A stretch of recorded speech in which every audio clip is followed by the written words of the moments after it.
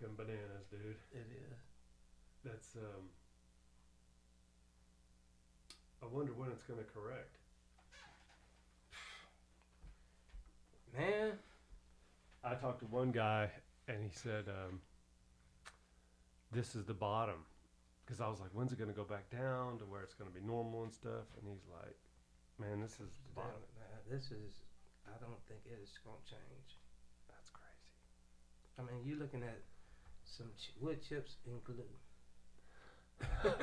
$50 a sheet.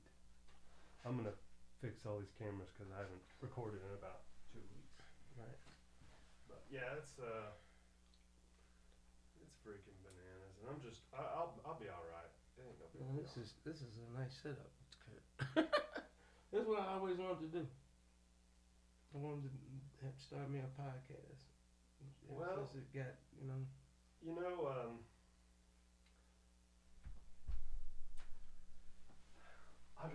I just drive to Tulsa and back. Like, Mhm. sometimes I'll go to Branson, but Tulsa and back, and I'm off. I work like 4 to noon, Mhm. and I'm off.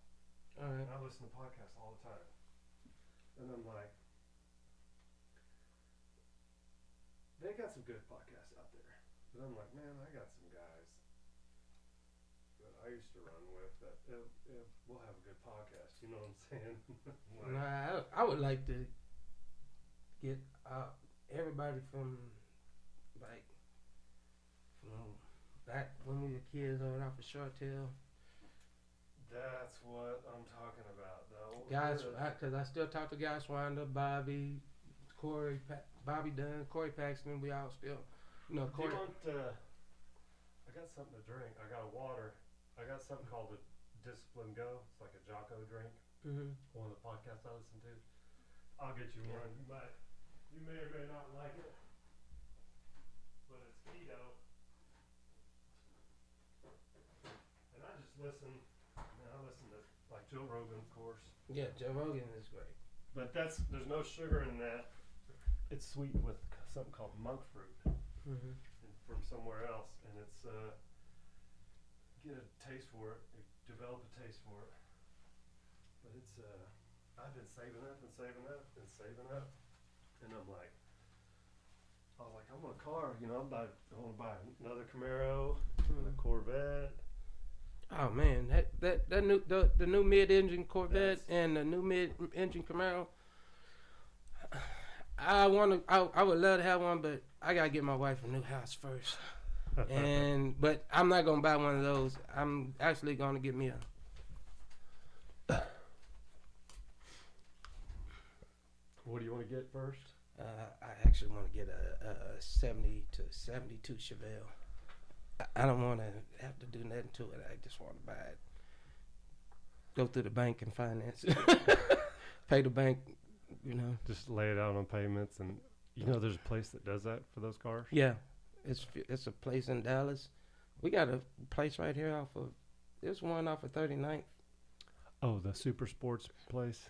Yeah, I can't remember the name. I just ride by every now and then. I see the old cars over there, and I say, I'm gonna go check them out. Yeah, I forget what the name of the place. Woodside, and they're in another country. They're in another state, but they finance like classic cars, Lamborghinis. They'll finance them for like 15 years, to where you could buy like an R8 or something crazy, and your payment's like $400 a month. Hell, but the insurance gonna be higher than that. Well, if you got a clean record, there's Right. places that insure it. Oh, That's another game. That's a whole nother game by itself. But this all sounds good. Talking to that mic, I'm gonna set it up. hello. Yeah, you don't have to be about what you are, like Yeah. 4 or 5 inches, because I dumped all my money into this place, so apparently it works. Well, you got it good. Looking nice. Sound good too. Yeah. Oh yeah, I was gonna ask you, you can hear it through your headphones? Yeah. Real good. Yeah, here we go. I'm gonna Try this Jocko. Close the door. Yeah, I listened to that guy, and it's that's all I do is listen to podcasts. And I was like, man, I got some. We grew up, you know. Do you remember? So when did you move to? When did you move to that area right next to Harding? You lived on Hill Street, right? No, I stayed on 32nd. 32nd. My bedroom window actually faced Harding's gym. Okay, yeah, the yeah, big yeah. gym. You know, they had the little gym and the big So gym. you were on 32nd? Mm-hmm. No. You stayed on 31st, right? Right. And like William stayed on the corner of 31st and Chartel. His house that he used to stay in is no longer there anymore. It's like trees and. Oh, okay, yeah. I remember that. Yeah. Then Major Hudson, he stayed on off of 29th and Chartel. Those apartments. Yeah. Mm-hmm. And do you remember Tony Daughtry by chance? He only went there for a couple of years, like 82 or 83, and then he moved somewhere else, I think. But he lived in those apartments too. I probably did. So I can't remember. I thought you lived across from the field, like down, like 4 houses down from the gym, facing the field. No. So you were on 32nd. Okay. Yeah, I was on 32nd. The house, it was a duplex. Oh yeah. And I actually stayed there. From 6th grade all the way till my sophomore year. Then we moved out here on MacArthur. And then junior, senior year, I graduated from Northeast, but I stayed out here on MacArthur. My mother drove me to school every day. So you kept going. Yeah. So. Okay, I was wondering because you know the Walkers, Mark Walker, and Little John lived on 32nd. I lived on 31st. Do you remember Junebug? Cleveland Davis. Cleveland Davis. Yeah. He lived across the street from me, or his grandmother. His grandmother did. Yeah, Cleveland, and his cousin Ronnie. Phyllis. Candy. Uh-huh. I still see Candy to this day. Really? Mm-hmm. I haven't seen Cleveland. He reached out to me on Facebook, I think, about 4 or 5 years ago. He was doing some kind of business, and we just talked. And we used to play football in the front yard. You know, he was always kind of big. If you've seen him, he's a monster now. He's giant. And I was like, because he was like 2 years younger than me, but he was bigger than me as a 10-year-old. Yeah, he was. Cleveland was actually the same age as my younger sister. Oh, really? Mm-hmm. So yeah, we grew up. So you moved there in probably 79 or 80. Somewhere around 6th grade. Yeah, 6th grade. Where'd you go to elementary school? Edgeman. Oh, you. I always stayed in that area. Oh, right okay. Yeah, I'd say like me, Dustin Hope, Phaedra, Charles and Kevin Davis. Okay, yeah.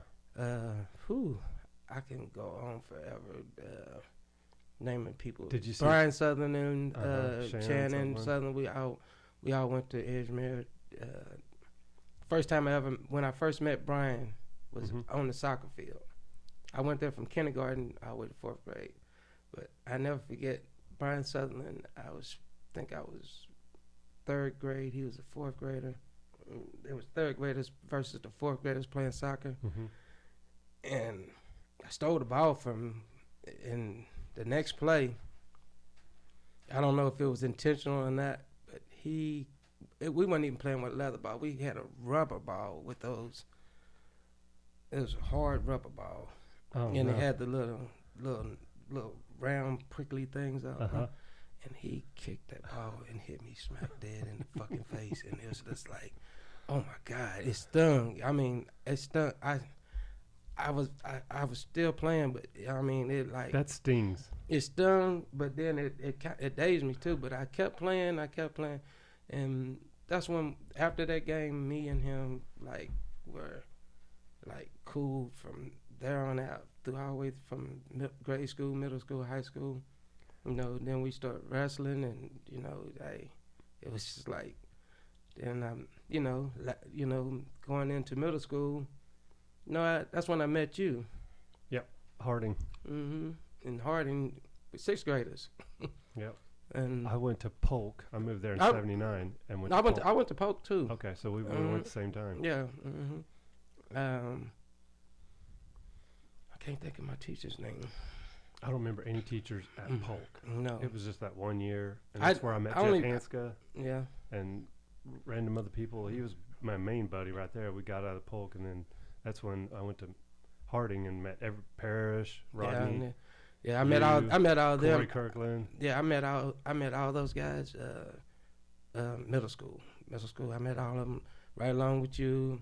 I mean, like, I still see these guys. I talk to them, you know, on the phone or either on Facebook. You know, we'll chat on Facebook. We'll or either exchange numbers, talk, you know, every now and then. Last time, you didn't.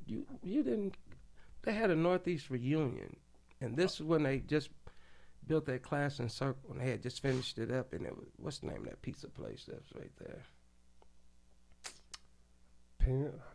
Was it Red Pin? No, it's a pizza place. Class in Circle.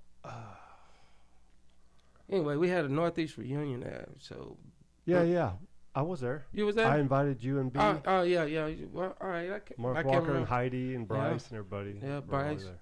Yeah, and seeing that's a good thing. I hadn't seen Bryce in so long, and that's one of the coolest dudes. Yeah. I mean, I always thought he was like the coolest dude ever in school. I mean, all the way from middle school to high school, he was like always quiet and laid back, and you know he. I had lunch with him and Michael Lee and Bruce and Mark. Bruce Manis. And Bryce, yeah. 3 weeks ago at a barbecue joint, Clark, whatever that is. Oh, Clark Barbecue. Yeah. I just went there. Me and my wife just went there Saturday. Oh yeah. It was for the first time, and it was all right. I mean, I'm not a fan.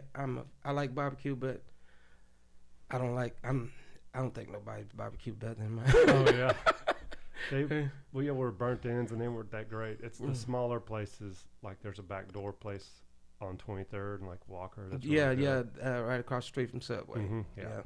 That place is good. It's at Cajun Corner, right across from Cajun Corner. God. Yeah. But yeah, I still talk. I'm like you. I talked to a lot. I still talk to Corey. I could talk to Corey the most. And B's not on there. William. No, he ain't. He refused to have a Facebook or a smartphone. Okay. No, he just don't want Facebook. Period. He don't. What do you want? What do you want to call it? Social media. Yeah, social media. He just says it's just messy. Yeah. If for sure, I don't want to mess with none of that. I mean, if you got drama or some people, I mean, it's just like, I mean, me, as you see, if I post anything, it's laugh. It's a joke. It's to make people laugh. Personal problems, you know what I'm saying? You leave that. Yeah. I don't. When I see people on there going live and ranting their problems or politics, man, I hate politics. They're horrible. I'm Democrat, Republican. I hate both of them. I'm not gonna lie. I'm just gonna keep it real, because I mean, in the end, I mean, you know, it's only for the rich. I mean, the rich get richer, the poor get poor. It ain't even the middle class no more. It's either you're rich or you're poor. Yeah, it's getting worse. I think social media may be a causal thing to propagate the differences, because before all this, it was just like everything's cool. What I thought, and then on social media, it's just like now everybody's got a voice. Yeah, everybody's got a TV studio. To come rant, you know, or whatever. And I'm just like, whatever. I just want to hang out with my friends. Yeah, and I mean, like, and you know what kills me the most? It's like, you know, when, just like you said, you know, before social media, everybody was like, okay, everybody cool and whatnot.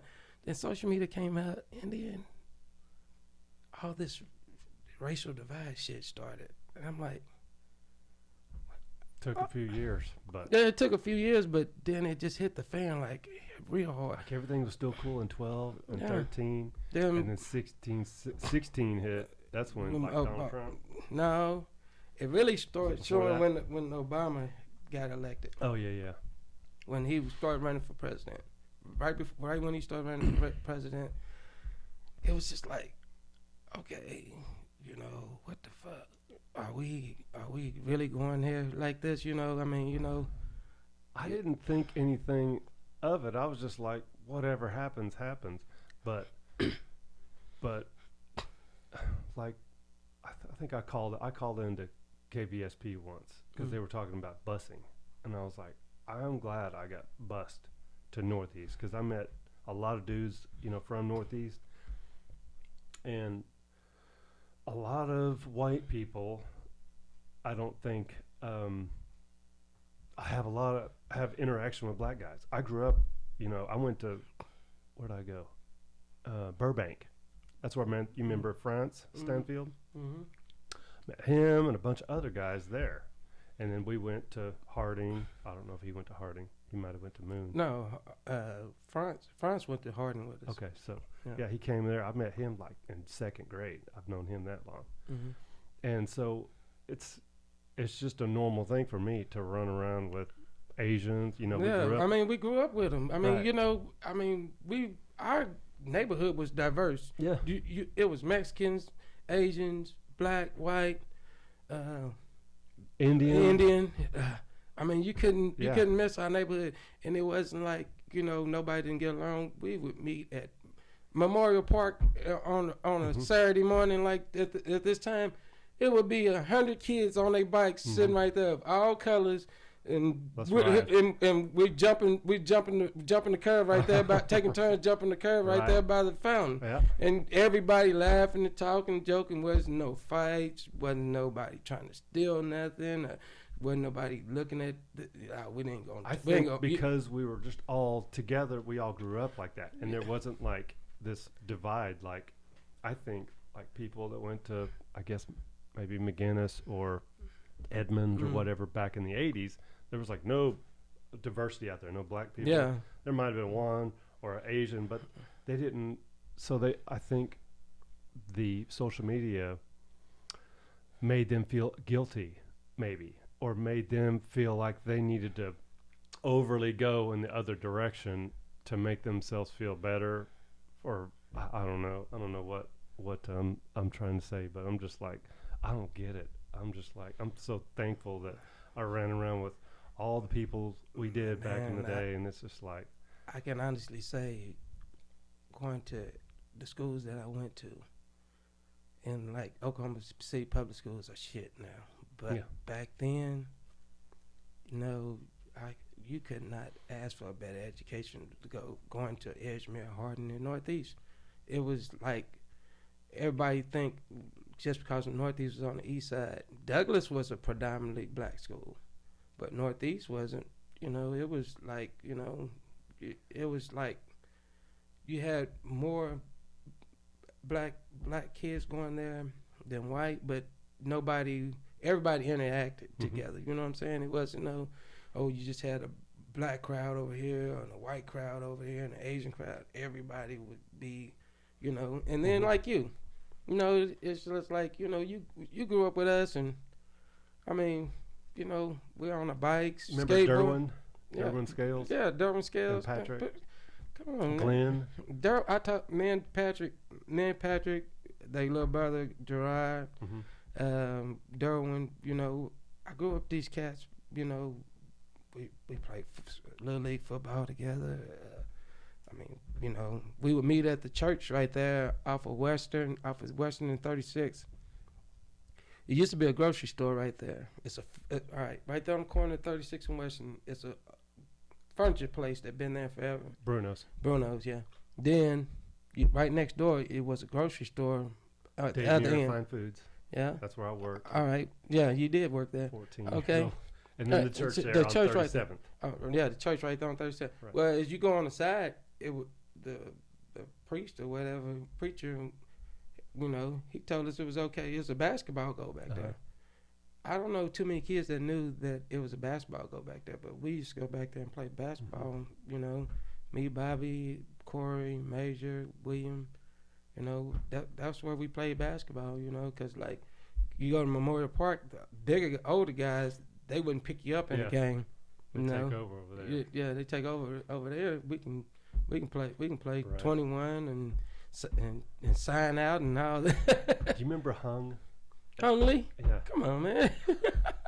He used to almost dunk, and he was whatever, 5'5" or yeah. something. And Yeah. he would jump off that wall and dunk. Yeah, but like that was the thing at Harding. Yeah. They would run up. I mean, every morning we'd sit there before class. Everybody would gather right there at those basketball goals. Mhm. That We played. we one half. Everybody was playing sign out. Mhm. That was the game, and you know you have guys like Parrish and Rodney Smith. You know, and that's another guy I still talk to, Rodney. I see Yeah. him on my feed. Yeah, he drives trucks too. Oh, does he? Mhm. Yeah, and run up the wall. They'll dunk on you. You know, they were the bigger guys. Tywan Jones, Mickey Malone. Mhm. Wow, Mickey Malone was huge. he been huge. That's what people think he just got that size. He was that size in middle At school. Harding, For- yeah. at six, He was like six- 6'5" at six- 8th grade. Or yeah, something. 6'5", 300 some pounds as a middle schooler, and everybody was like, "Well, you know that big, ooh, he big." I was like, "Man, that dude been like that ever since I know him." You remember Bill Smiley from Northeast? Yeah, Bill Smiley, big tall, crazy ass Bill. Bill, man, he can't stay out of trouble. Oh yeah, I don't know. I lost track of him. I No, don't know he's where on. he is. He hit me up on social media. He's in trouble again, but he got a cell phone in prison somehow. Is he going to get out? Hmm? Is he getting out anytime? I don't know. I never asked him what he was in there for, or none of that. You know, he's just like, "Hey, what's up, little Greg?" Because you know, a lot of people still call me little Greg. yeah. You know, like, Because you were in middle school, you were 105 no, pounds. no, 90. no, hell no. I wasn't even close. I never got to 100 pounds until I was a sophomore. I remember you were tiny, but you were wrestling. wrestling. I wrestled Steve Lewis. This is how I started wrestling. They needed a 68 pounder. I was sixth grader, and I was at my locker, and next thing I know, Steve Lewis and Reggie Woods walked up to me and said, "How much you weigh?" And I said, That's what I said. Now I'm looking at these two big old dudes. You know, Reggie Woods always been muscled, and Steve Lewis, he's 6 foot some, 300 some pounds in middle school. Mm-hmm. And I'm like, I don't know how much I weigh. They's like, be at the gym after school. Yeah, I knew 68 pounder. I was telling my son this morning. I said, "This dude's coming over. I went to like 6th grade with. He used to wrestle around 100 pounds." And I was like, I guess I was wrong because you weren't even. I started out 68 pounder. I was like, I barely could make weight. They were just because it was middle school, I was like, you couldn't be like 10 pounds shy. Mm-hmm. So, you know, I was like barely 58, 59 pounds. God dang. That's the only way I barely made weight every time.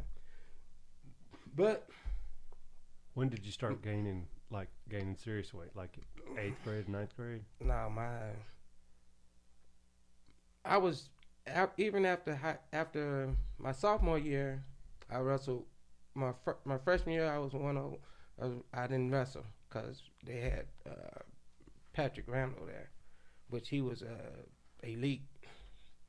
He was the one. He not Patrick Randall, but God, what's his name? Whoa.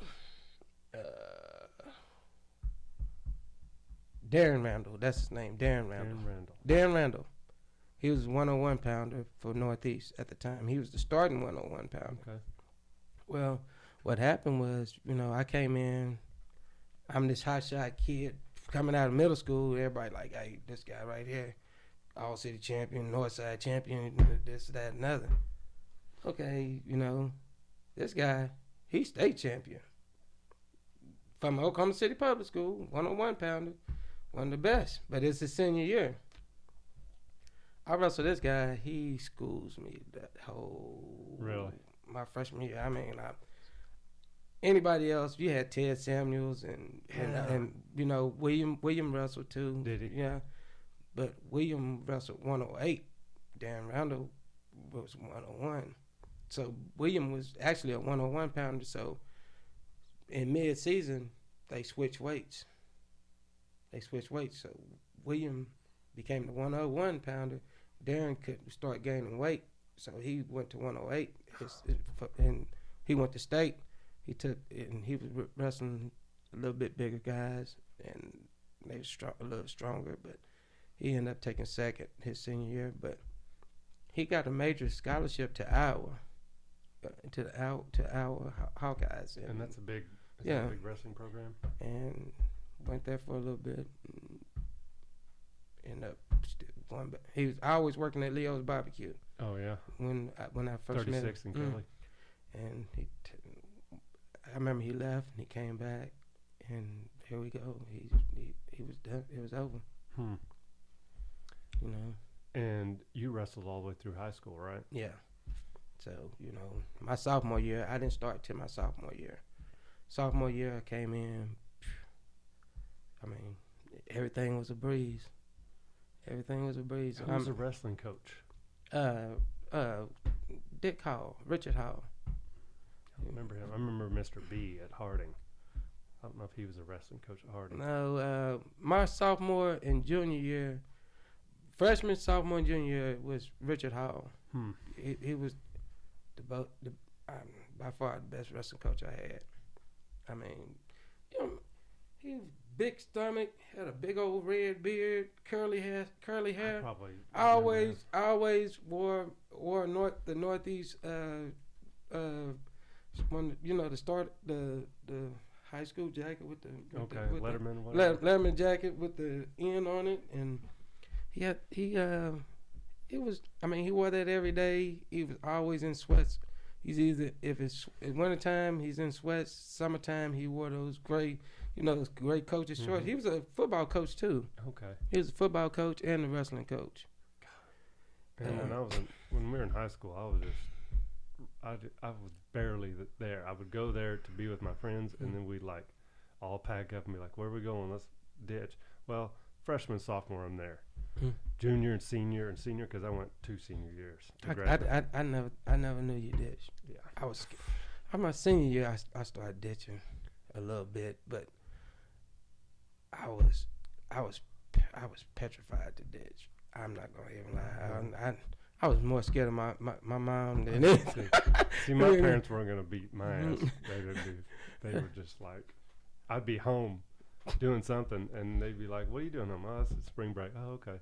And because they worked, they were just always working. So I was like, you could get away with it back then. Yeah. But yeah, I was always gone.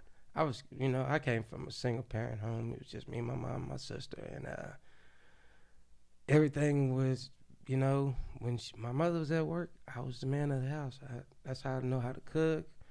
Clean. I mean, I had to do those type of things when I got home after wrestling practice. It was just like I had a job, you know what I'm saying? I had to cook for my sister. My sister, I had cousins that lived on the same block as me, and they stayed on the other side of the street, but about 4 houses down. And that's where my sister would be at until I got out for wrestling practice, and then I would get her and go home, and mom would have a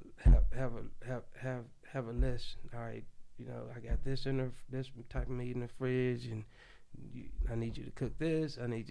This is the size we're gonna have. And I was, so middle school, I was cooking 4-course meals.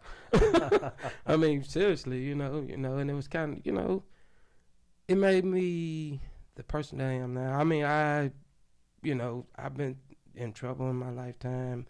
You know what I'm saying? Went to prison, selling drugs, you know what I'm saying? And I was going to ask you about that.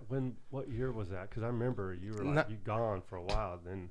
Nah, my first time, I got locked up 3 times. That explains it. And the first time I went in 90.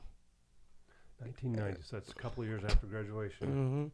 So I got a scholarship to NEO, I got 2-year ride to JUCO college for wrestling, and went up there, and I was like the only black kid there. And dude, it was like There's a bunch of I was, guys from all over, from Ohio and all these places. These guys were like, just fucked with me constantly, and I had to. I got attacked by a football player, protecting myself, and I got kicked out of college. He got to stay there. I got kicked out. wow. I wasn't the only black guy there, but I was one of the only black. And your wrestling team didn't really have your back. Huh? No, nobody. I had nobody to stand up for me. At the end of the day, I mean, just like here's this guy. He's a lineman. He's 6'3", probably about 250 pounds. Constantly picked on this little. At this time, I wasn't even. I'm 5'6" now.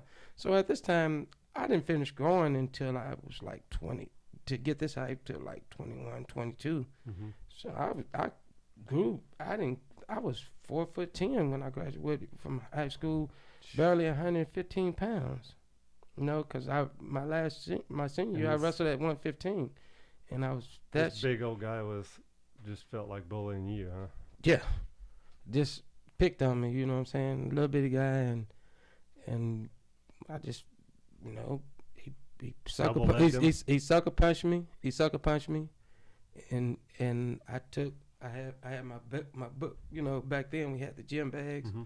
and I had my books, and then I turned around, swung, and hit him in the face with it, and it rocked his ass, knocked him down, and I beat him with the bag. And when they broke it up, here I am, getting in trouble. Like, okay, you got this little bitty guy right here, you got this big old guy, but he's the victim. Okay, come on. This is insane. Let me get out of here. Yeah, I wasn't trying to leave.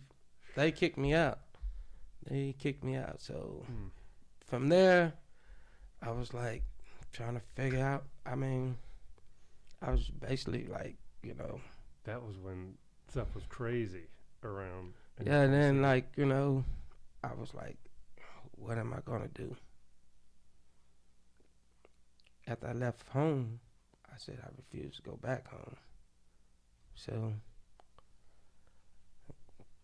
got with some guys that I knew from the old neighborhood, and we started hanging out, and then I seen they was, some was slinging weed, some was slinging cocaine, and shit.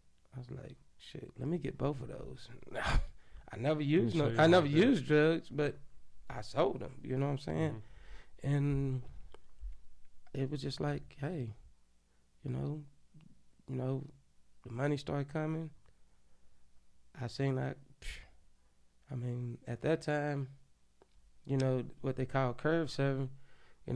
Shit, you go stand in front of a store in the neighborhood, and crack was just hitting Oklahoma, hitting the Oklahoma scene then, and shit, anybody would pull up and be like, hey, you got it, and be like, sell it, no problem. Then when the police got hip to it, then that's when undercover. Mm-hmm. But I mean, I never got hit with no undercover stuff like that. It was like I might have been going to make a sale and had a little bit on me and got caught slipping. You know what I'm saying? Slippers count. And I got busted. Got locked up. And then that's. I mean, it's like people I thought that were friends. I mean, they knew I had an apartment, not thinking I didn't have a bank account. Shit. Right. Shoebox in my closet was my bank. Right. Stack full of money, up under the mattress with a shit. Guys know I'm locked up. Go kick his door in. Bam, go steal all this shit. So you'd have money for an attorney? Yeah, I mean, sometimes I did. I used a public defender a few times on a couple of cases, you know what I'm saying? And like the last time I got in trouble was 2013, 2014. Yeah, 2013. I got shot. I had El Camino, 81 El Camino, Mhm. had the Fuchs rims on it. I was taking it to car shows all the time, and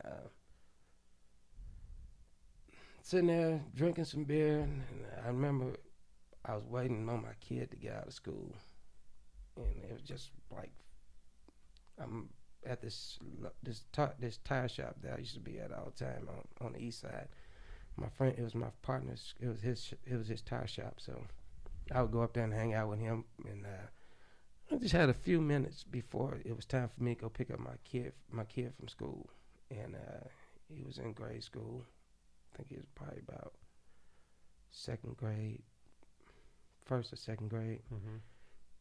And I'm waiting on him, and talking like I'm facing you now. I'm talking to these older guys, and I'm talking to these older guys, and we all sitting there, and I see they, get up like, but I'm not.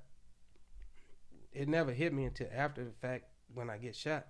Guy coming up behind me shoots me in the back. I didn't know that. Yeah, it was on the news and everything. You still can look it up. Yeah. I wonder why I didn't find out. So you got shot in the back, and then Yeah, what? I mean, Did they everybody you go scroll back all the way through social media, all the way back to October of 2013. It was you'll see 50 million. You'll see 50 million people like say get well soon and all that. I'm like, I didn't even know that, because I really wasn't into social media at the time. Right. My wife had made me a social media page before I got shot, and I really wasn't on Facebook like that at that time. But I was in a coma. I was in a coma for 3 weeks. Shit. Yeah, I went in. I got shot. I was 200. And at the time, I was working out all the time. I was 205 pounds. When I got out the hospital, I was 153 pounds. Oh my. Total different look. I never had no gray hair. I woke up, I had gray hair, gray beard. What that? What the bullet hit? It hit me in my spine. It hit my spine. I'll show you. It hit my spine right there. You see what? Right there. Yep. Hit that. Wow. It hit me right there. Bounced off my spine. Broke this rib right, my rib down here, and bounced off of that and ripped through my back and lodged down here in my lower back. So that's why Dang. got a zipper, what they call a zipper. Uh-huh. So Wow. Yeah, I didn't know that. yeah. I didn't know that. But we'll keep going. I hear a buzz, but we're good. Yeah. So after all that, I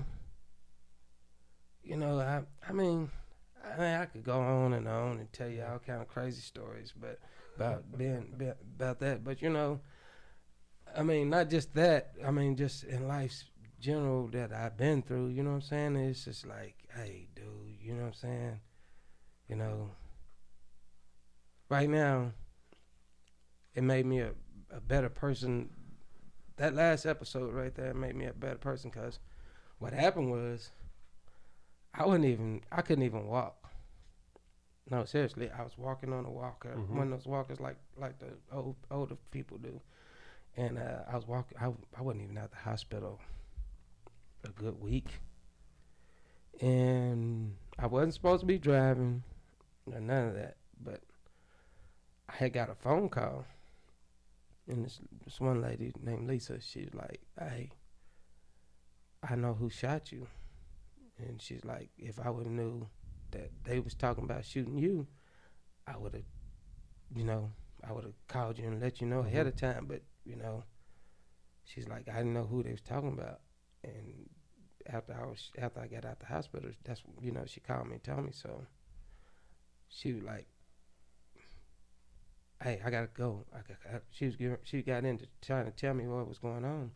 And what happened was, she was like, didn't know that the guy that shot that had something to do with having me shot was her boyfriend, and he was like, you know, a guy from he was from California, and then you know I was in the streets, gang scene, you know what I'm saying, and here I am, this guy tripping over some shit over 20 years ago. You know, I'm not even living that life no more. I'm still making my money at around that time, but I'm having so much money and fun at the time. The gang scene is far away out my life. You know what I'm saying? I'm not living that life, but I'm still hustling. And having it my way, you know what I'm saying? And you know, tear up cars, buy another one, fix it up, sell it, get another one, do what the hell I want to do. Mm-hmm. You know what I'm saying? And I was like, you know, then I had the little, you know, I started my little remodeling thing, and you know, started people would hire me, and I had a little crew. A crew of 5 people that you know come through, re-sheetrock, move walls around, and you know just redo a house, and you know, and I had that going on, and just had everything you know going my way, and you know, and it's just like that came out of nowhere. I was like, wow, this guy was still mad at me for some shit we got into over 20 years ago. We were kids. Here we are, 40-something years old, and you sent some guys. Well, you know, but he was still in the streets, like, you know. It's real for him, I guess. Yeah, I mean, he's still in the streets. Right now, I just actually heard that he caught another case and is on his way back to prison. And this guy been back and forth to prison 50 million times. I was like, you know, then I found out, per se, David Prater, he looks out for this guy. Really? Yes, he really does. Because he's an informer or something? Yeah. It's this guy. It's a preacher, black preacher named Pastor Manning, that right here off of Northeast 10th and Woodside in Midwest City, he had a church. I don't know if he still got his church right there, but he would like he was an ex-felon that ended up becoming a preacher, and he would go to prisons and mentor guys and this, that, and the other, try to supposedly change their life around. But if you start going to his church, him and David Prater are like this. Mm-hmm. So basically, he was like, to get you, if you get in trouble, I can get you out of trouble, but you got to work with me and David. You know what I'm saying? You know, tell us about any murders, who's selling dope and all this shit. He came at me out like that after, all right, like back to where I was saying I was at the hospital a week. Like I said, wasn't supposed to be walking that, and I got that phone call. So I go and to my partner's house the next morning, and I tell him, I say, man, this chick Lisa called me and say she know who shot me and who was mad and other. He said, man, if I was you, I would go over there and see what she was talking about. Well, it's kind of early in the morning, and I'm just like, I said, I'm gonna just ride by there, just see if maybe I see anybody up moving around by a house, and if so, I'll go. But just so happened, this is a crazy thing. This is a crazy thing because this was basically God at work. Just put it like this. This is God at work.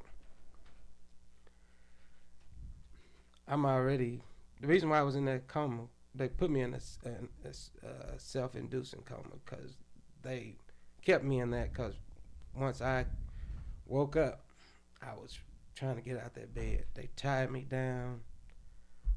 Doctor told me it was this. And you don't remember any of that, I guess. No, I remember. I vaguely remember a few things, just a little bit. I remember certain things, but I never forget.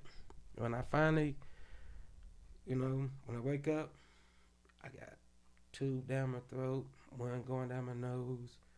I got tubes out, one hanging, big ass tube hanging out the side, off under my arm, that's down in my lung.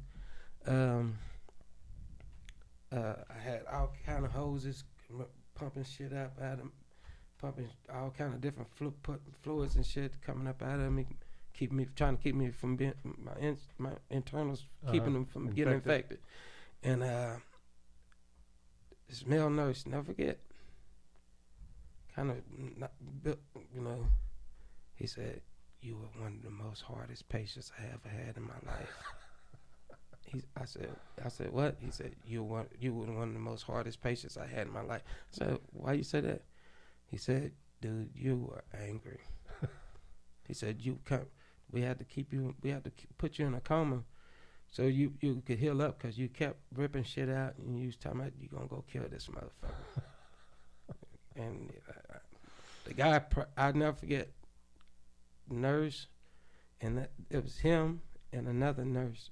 They came and prayed on me, because he was like, "Man, you said some of the most worst shit to me in my life. I ain't never had nobody talk to me like that." He said, "Guy, I want to punch you in your fucking face." Some points he's like, you would wake up and just like, you would just, like, he's like, they would literally just put you under and you would come back up out of that shit and be like in a rage trying to get up out that bed. He's like, "We tied you down, we did everything," and then they was like, finally they was like, "We got to give him something and just keep him out." And that's what they did for 3 weeks. And you heal up so you could just come out and kind of cool off. Yeah, but man, after that, I was still in the hospital for like 3 more weeks. You know what I'm saying? But like I said, I get out, and all this conversation happened on the phone. I go to this girl's house, and I'm shot. I'm coming out of the shot. This wound hadn't even healed. You know, I still got open wounds, so I'm not supposed to be driving. I'm supposed to be trying to rest and heal up. I take my kids to school that morning. My wife, she been up, taking care of me. At the time, when I was in the hospital, I like I said, I couldn't walk. So I got the nurses wiping my ass and all that shit. I'm literally like a baby. And that was that added to my anger, because I couldn't do for myself. And I was like, okay. The whole time people come talk to me, they're like, "You ain't gonna do nothing to this guy. Just let that shit ride. Let the police handle it." And I'm like, "Yeah, I don't let the police handle it. Police ain't even arrested this guy." They know who did it. Witnesses told who did it. They know who all was there, who was involved. None of them has been arrested to this day on this case about me being shot. This is 2013. Here we are, 2021. 8 years. Wow. So you're just kind of blowing it off. And what happened was, I shot him. Like I said, I went to that girl's house. Mm-hmm. Like I said, I'm gonna go over there and see if I see him. But I did not know this was her boyfriend. So what happened was, I pull up, I look at the front door, and I'm like, damn, it's no movement. You know what I'm saying? It's early in the morning. Just dropped my kids off like 7 something. You know what I'm saying? And I'm like, okay, look like people still asleep. So I was just about to drive off. Then I seen this car hit the corner. When I seen the car hit the corner, I looked. I said, "Oh, this is that motherfucker right? This is the motherfucker that shot me right here." And he stopped right in front of the house. So I pulls off. We both made eye contact. I pulls off. I could see him looking at me through his rear view, his side rear view. I hit the corner and I came back. When I came back, he was walking up to the door. Like I said, I couldn't walk. So I parked the car And I looked at him. He turned around. He was like, "The fuck you want? Woo woo woo, this and that." And he's walking up to the car, and the motherfucker reached reached and grabbed my door handle like he gonna snatch my car. I was playing like I'm scared. I'm like, "No, man, please, please don't." You know what I'm saying, man? I'm still fresh out the hospital. I was just trying to come to talk to Lisa. And you ain't talking to my woman, motherfucker. I'll kill you. And he grabbed that door handle, and I took my gun and said, "Pow!" I shot him through the hand. He took off running. He started, well, before he took off running, he was backpedaling. So I started shooting him. I shot him 8 times. This guy, like 6'3", 260. You know what I'm saying? I had no fear of him. I never had no fear of him. Cause you know, I mean, that wasn't the first time I had shot him. Like I said, he was tripping over. Me and him got into, back in the day. yeah, we got into an altercation, and he shot at me, and I shot him. His aim wasn't good. I used to go. I mean, you know, I'm a kid. I'm a country boy. I ride horses, bulls, and I used rodeo and all that stuff. So you know what I'm saying. It was hunting and stuff like that was something that I always did. Fishing. I always went to the country with my uncles and you know my cousins and all that. So I got a pretty good aim. So I shot him, but yeah, it wasn't. I guess he lived through that, and yeah, it wasn't. It wasn't 25 minutes later. I'm gonna say about 45 minutes later that the police was pulling up to my house. I knew they was coming because I know who. Like I said, he messed with this preacher, Pastor Manning, and I was like, I said, well, I know the police coming, so never forget. Officer Sharp, Mike Sharp, pulls up to my house, and I was walking down the street, and he looked. He said, "No, that ain't him. Too little to be him. Too skinny." And he looked again. He said, "That is him." He said, "Hey, Greg, come here." When he grabbed me by my arm, he said, "Crack." I said, "What the hell are you doing?" He said, "Man, come on. You know this motherfucking guy done told on you." Took me down to the county. Booked me in. I was in, they set my bond at $109,000. I was set there for 23 hours. Never went upstairs. They did the processing and all that, but they never took me upstairs. I was handcuffed because probably about, let's say about I don't know how long it took them to get I know immediately when I was arrested that my bond was, wherever they set my bond at, I was going to make it. As long as it wasn't $500,000 or $1 million, this guy didn't die, I said, I'm going to make this bond. I knew I was going to make it. So they set it at $109,000, and I needed $10,900. I'm like, that ain't shit. I got it. You know, here we go. I'm get booked in. I'm downstairs in booking. They booked me in, and finally, this guy kept on walking by, and he had these papers, kept on looking at me. He walked by. I mean, I could see this is the same paperwork every time. He walked by me for hours with it and kept looking at me, kept looking. Then finally he was like, sign these. And I looked at the time, and that was, like I said, it was early in the morning when I got arrested. I got arrested about 9 o'clock in the morning by the time they came to my house. So I look at the time on it. Here it is, 11 o'clock. I had 11 o'clock that day. I had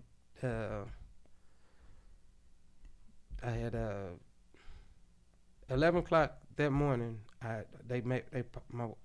wife and them made my bond. They didn't let me go till 9 o'clock, almost 10 o'clock that next morning. I said handcuffed to the bench in Oklahoma County. Open wound, and I kept on telling them, I said, hey man, I got an open wound. This, that, and the other. They wouldn't listen. They'll never forget. I seen this guy not too long ago. He's not a detention officer no more, but when I seen him, he came up and apologized to me again, because I was like, hey man, I got an open wound. I got me in this nasty ass county jail. I said, I need some help. So I called this nurse over, and she raised up I raised up my shirt, and I said, look, I got an open wound. Because I was still zipper, huh? Yeah, I had bandages over it, but you know what I'm saying. I'm like, hey, I need this to be clean. You know what I'm saying? This and that. She's like, so she's over looking at it, and I never forget. This guy came over, just being an asshole for no damn reason.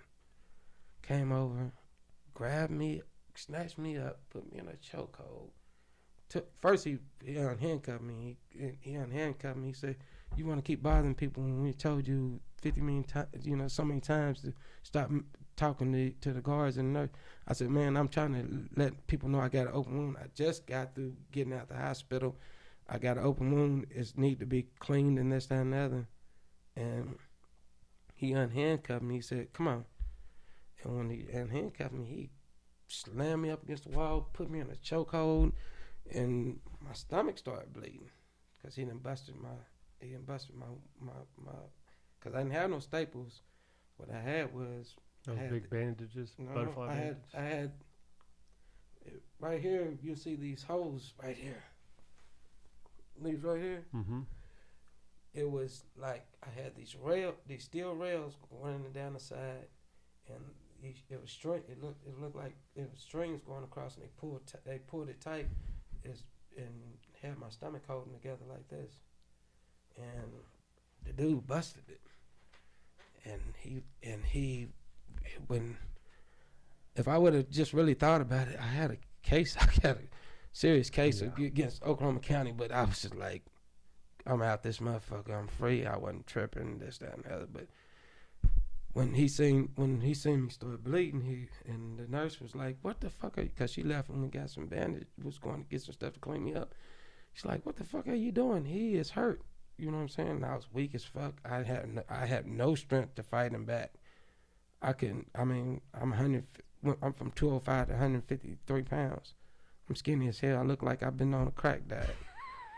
I'm like, what the fuck is this man tripping on? And he choking me out, and then she's like, he's bleeding, and he stopped, and she pulled, and then next thing I know, I got all these high-ranking ass sheriffs coming down talking to him. What did you do? And I said, what can I fucking do? Dude, I'm fresh out the hospital. I'm in here.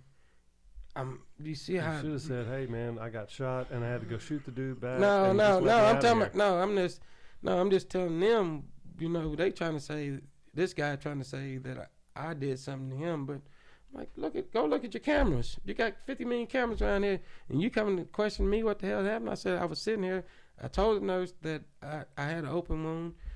I needed this shit to be clean. You know what I'm saying? I'm in this county jail. I've been in here almost 20 some hours, you know what I'm saying, waiting to get out. And, here you go. You got this asshole guard that want to be tough, want to be the toughest guy on the block. You know what I'm saying? Is he a white guy, black guy? Yeah, he was a white guy. And he was like, he was like, I was like, what can I do? I said, I'm barely walking.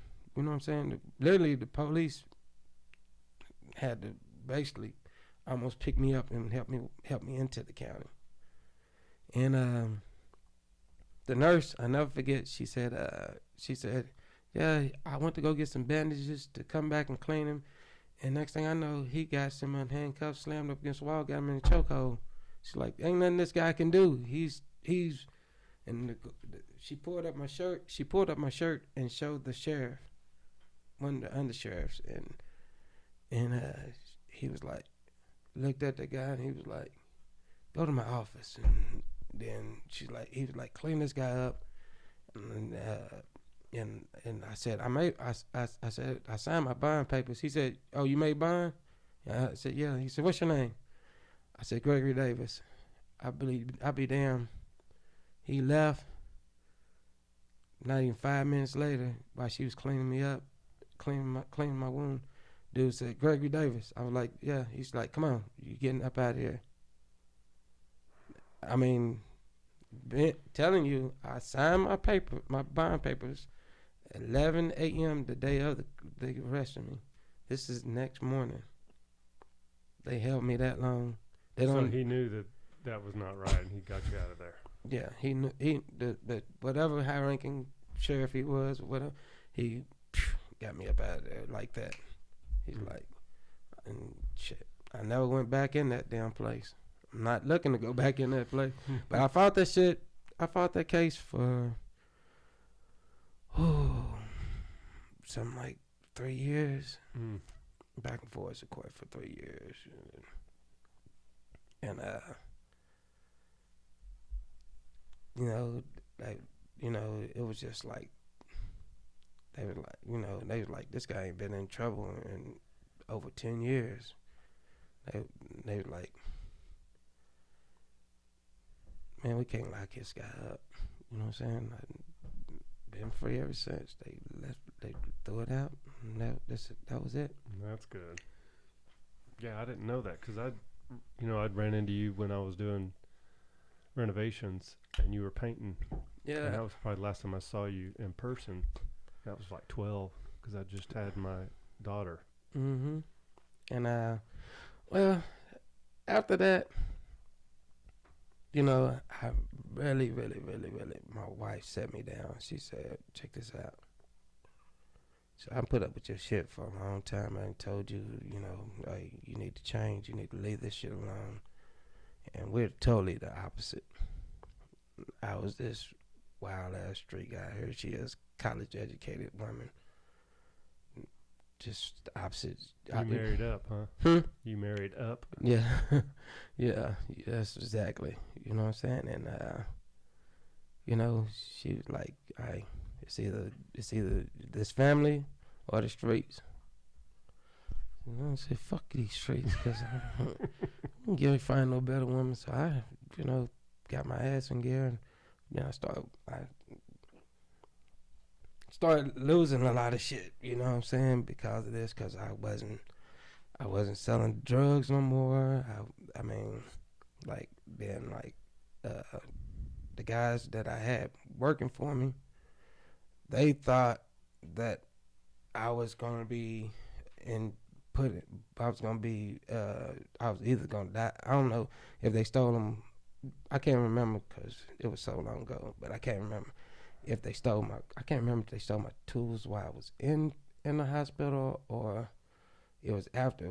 I mean, it was around that time. But they stole all my tools, disappeared, and all this stuff. And so, I mean, so you had to figure out how to do it straight. Yeah, I mean, I knew how to do it straight. Wasn't no dummy. I mean, I just, sold drugs for forever. Yeah. So it was just like the thing I thought it was cool to do. So, I mean, free. I felt like I'm not on nobody's radar that I know of. I mean, because I wasn't flashy like the drug dealer that you would normally see. You see me, I'm looking like the average family man. I didn't move or do things like the ordinary, like your ordinary drug dealer. You know what I'm saying? Me, You didn't have a Lamborghini with gold Dayton's or some crazy shit. No, all my cars, except you were like classics, right? Yeah, I was always with older cars. It wasn't, looking like with the big old 20-something inch rims on. No, it was. Kit Kat on the side or no, I was more. I'm more. My cars always was in the hot rod stage. You know what I'm saying? Looking nice. Nice rims and something that I mean, I would pull up. I would pull up to a light and here you go. You got this 60-something-year-old white guy talking about, Yeah. You know what I'm saying? You know, a black guy look at it and be like, that's clean. You know what I'm saying? Uh-huh. But you got the older white guys be like, yeah, that's a Yeah. car right there. That's you when know? you got the right car. Yeah. It wasn't running around here with these big ass ones. Who was at Northeast that had the yellow? I think it was a yellow Oldsmobile, yellow Chevelle convertible or something. Do you remember that guy? This was like 87, 86, 87. I can't remember. I heard he died, but I don't know who it was. I can't remember. I can't. I would be lying if I said I remember somebody like that. I mean, you know, it's a lot of like. It's a lot of times I've been talking to guys, and they'll bring up a story, and they were like, "Yeah, Greg, you was right there. You remember you did it?" I was like, "Seriously, I It's don't." weird how we remember certain. Yeah, certain things, stories. certain things, but it's just like people they come back and tell me so many stories about me, man. I was like, is this a made up story? Cause I can't believe it. I did that. Yeah. Or we would what? I'm like, I don't remember. I don't Did you ever remember. have a Camaro? No, That was, I know. BB had BB and Major had And BB. I had one. Y'all I had to still come out. got mine. You still got the Yeah. same one? The white one. Oh, you had a black one. I had an orange and black one. Orange in and high black one. school. Yeah. And then I got a white one right after high school, and that's when I started running with BB and Mm-hmm. all them. And then Major left, I guess, and Major. BB had a black one with Yeah. black wheels. Mhm. I've got pictures of it. I know you sent me a picture of it. Okay, I yeah. sent it to him. Okay. I sent it to him. You sent me that picture, and I Yeah. sent it to him. And he got it locked in his phone. He's like, wow.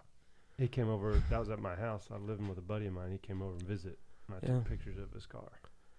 Yeah. I remember me and William were buying that house right there on 33rd and Western. Remember when we stayed right there on that corner house? Mm-hmm. Had the big old yard. Now it's actually a house. I guess because we didn't finish paying for it, we end up losing that house.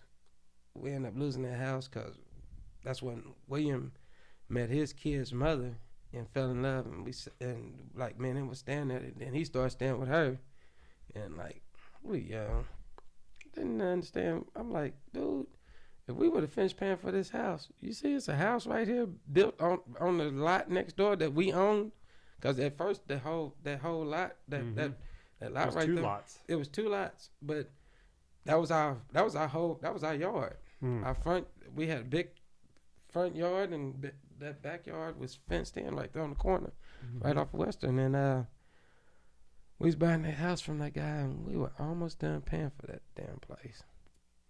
We were young. Can you believe how much those houses are worth now that we grew up running? Man, those are $200,000, $300,000 houses. I was looking at that because, like I said, me and my wife been looking for a new house, and I was like, oh my Not in our old neighborhood, you ain't. I was like, man, I wouldn't. I said, I mean, but the older houses value are more because they're built better. Mm-hmm. You know, you build houses, I build houses. You know how these houses aren't built, but ain't made of nothing. These newer houses anyway. The newer houses are not ply, and a lot of them don't even got plywood. Ain't got plywood siding. It's that foam board. Yeah. You know what I'm saying? And that's why they blow away when the tornado hit. Especially all those houses out in the Moore, because I worked for this guy named Mike Whitaker, Kryptonite Frameworks. We built, when I was building houses with him, I was a framer. We built majority of Talavera and Blue Stem and what was it? Blue Stem was on Santa Fe, right? 164th Santa Fe. Blue Stem Ridge or something. Mm-hmm. Blue Stem, Oakdale or Ta- Oak Ridge. Talavera. I just passed the other neighborhood the other day. I can't think of it. It's right there off of 34th Street. I can't remember. Something like that out there more. We built a lot of those houses out there. They're more Norman area, and those houses weren't built out in that, and they pay up. I mean, it's ridiculous what they charge for these houses, and those houses don't even cost a quarter of what they what they used to build That's it. why I can't. I'm like, I ain't gonna buy this house because I can build it for whatever $75 a foot, and you're selling it for 150. I'll pass on that. But yeah, our old neighborhood it'd be so cool to be able to get those houses for what we, halfway reasonable. But they're in a good area. That area is just all that area. I didn't know living over there back in the day. I didn't know that area, what it was symbolized, like the artsy fartsy, whatever Paseo district. Yeah, the Paseo district. I ran around with for forever. It was just like I just grew up there. I knew that's where all my friends were, like in that 3 or 4 or 5 block area. Yeah, I mean it wasn't no use to going nowhere. I didn't have to go nowhere. I had all the friends I wanted right there in the neighborhood. Right. I mean, we go from block. I couldn't point at one block and I didn't know that somebody there. Not just somebody, you a few people. Chris Hughes? Yeah, Chris Hughes. Okay. I still every now and then get with him, smoke cigars and drink a little cognac. Where he was, because he married a black girl, right? Mm-hmm. Yeah. Chris. He lived on Hill, I think, and Chris Hughes. Lewis Daglish still lives over there on 32nd. He just redid his whole house. Wow, it's huge. I know, Guy Swander. Yep, he's driving a truck. Yeah, I haven't seen him in a while. I used to see him at the rodeos all the time. Helen, his mom died just last year. Yeah. So he's still. I see him on my Facebook all the time. I haven't talked to him in a bit, since before COVID, but. Yep, all those, like, remember Champagne? He lived on 31st and Chartel, right on the corner house. The Vietnamese family. Yeah. And those duplexes. Right. Jeff Hanska's dad owned all those duplexes, and he lived there. We would go. We'd be watching, all the karate stuff on Sundays, and then after all the stuff was over in the afternoon, we'd go outside in front, do flips and yeah. It was Kung Fu Theater. That's what it's called. You could not find one kid outside in the neighborhood when that was on. Yep. But as soon as it was over with, we were all outside. We were outside. Everybody doing flips and thinking they knew karate. Yeah.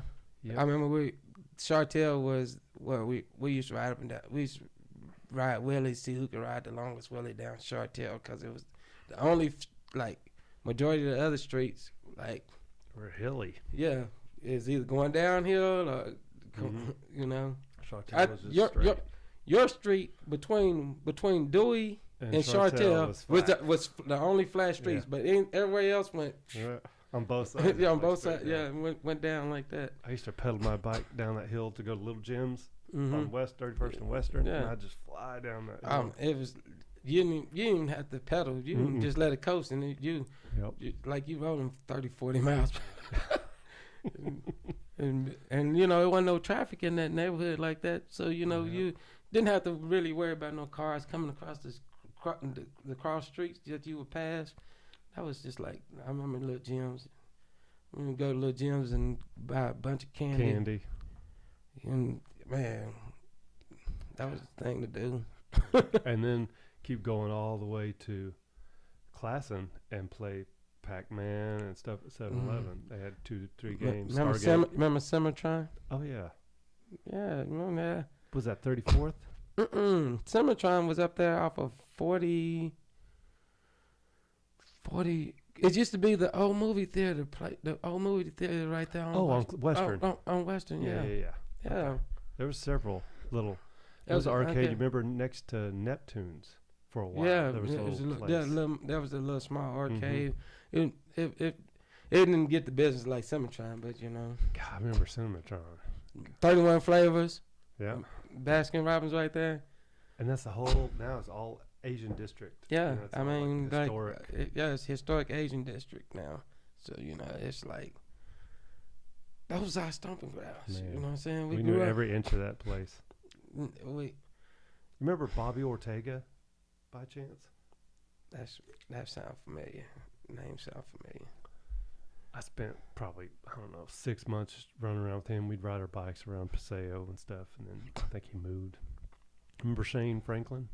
Shane Franklin, I remember him. Yeah, played basketball with him. for my church. Him and Dustin. And Dustin Hope? Yep. I haven't seen Dustin. You know, that's the crazy thing. I tell you about Dustin and Phaedra. I literally grew up with them from little kids. Me and Phaedra used to chat on Facebook a lot. But as kids, my dad and their dad played in the band together.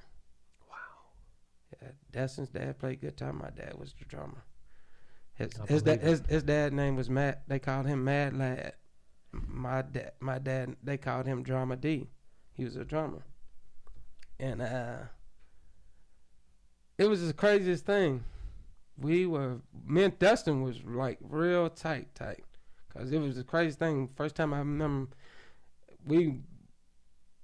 I did not remember him as a little kid. As a little kid, we used to be around each other.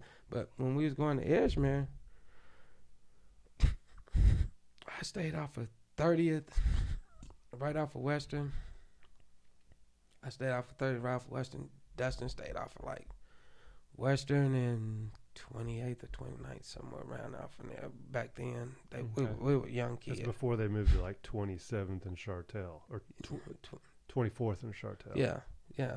Before they moved over there, they were staying off of Western, and I went over their house, and his mom knew exactly who I was when she seen me.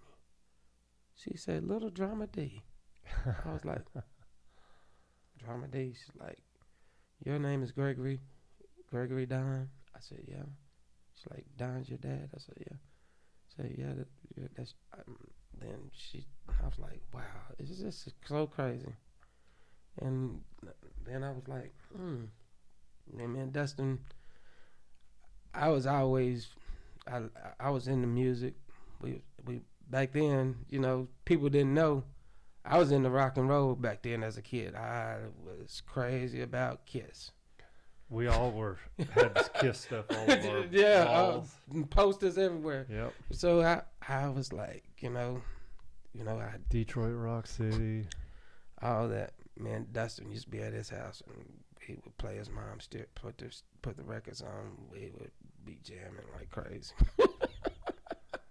There's Kevin and Charles just posted a picture of them. Yeah, I did. I seen it on Instagram, and I was like, price. I commented. I was like, wow, priceless. Mm-hmm. You know what I'm saying? I mean, when I say they're still doing, it's the same thing. Yeah, the same band. Yeah, but when I say seriously, I haven't seen Dustin since high school. Yeah, me neither. If I seen him, I probably didn't recognize him. I swear to God, I would love to see him, but I haven't even seen no. If I was looking through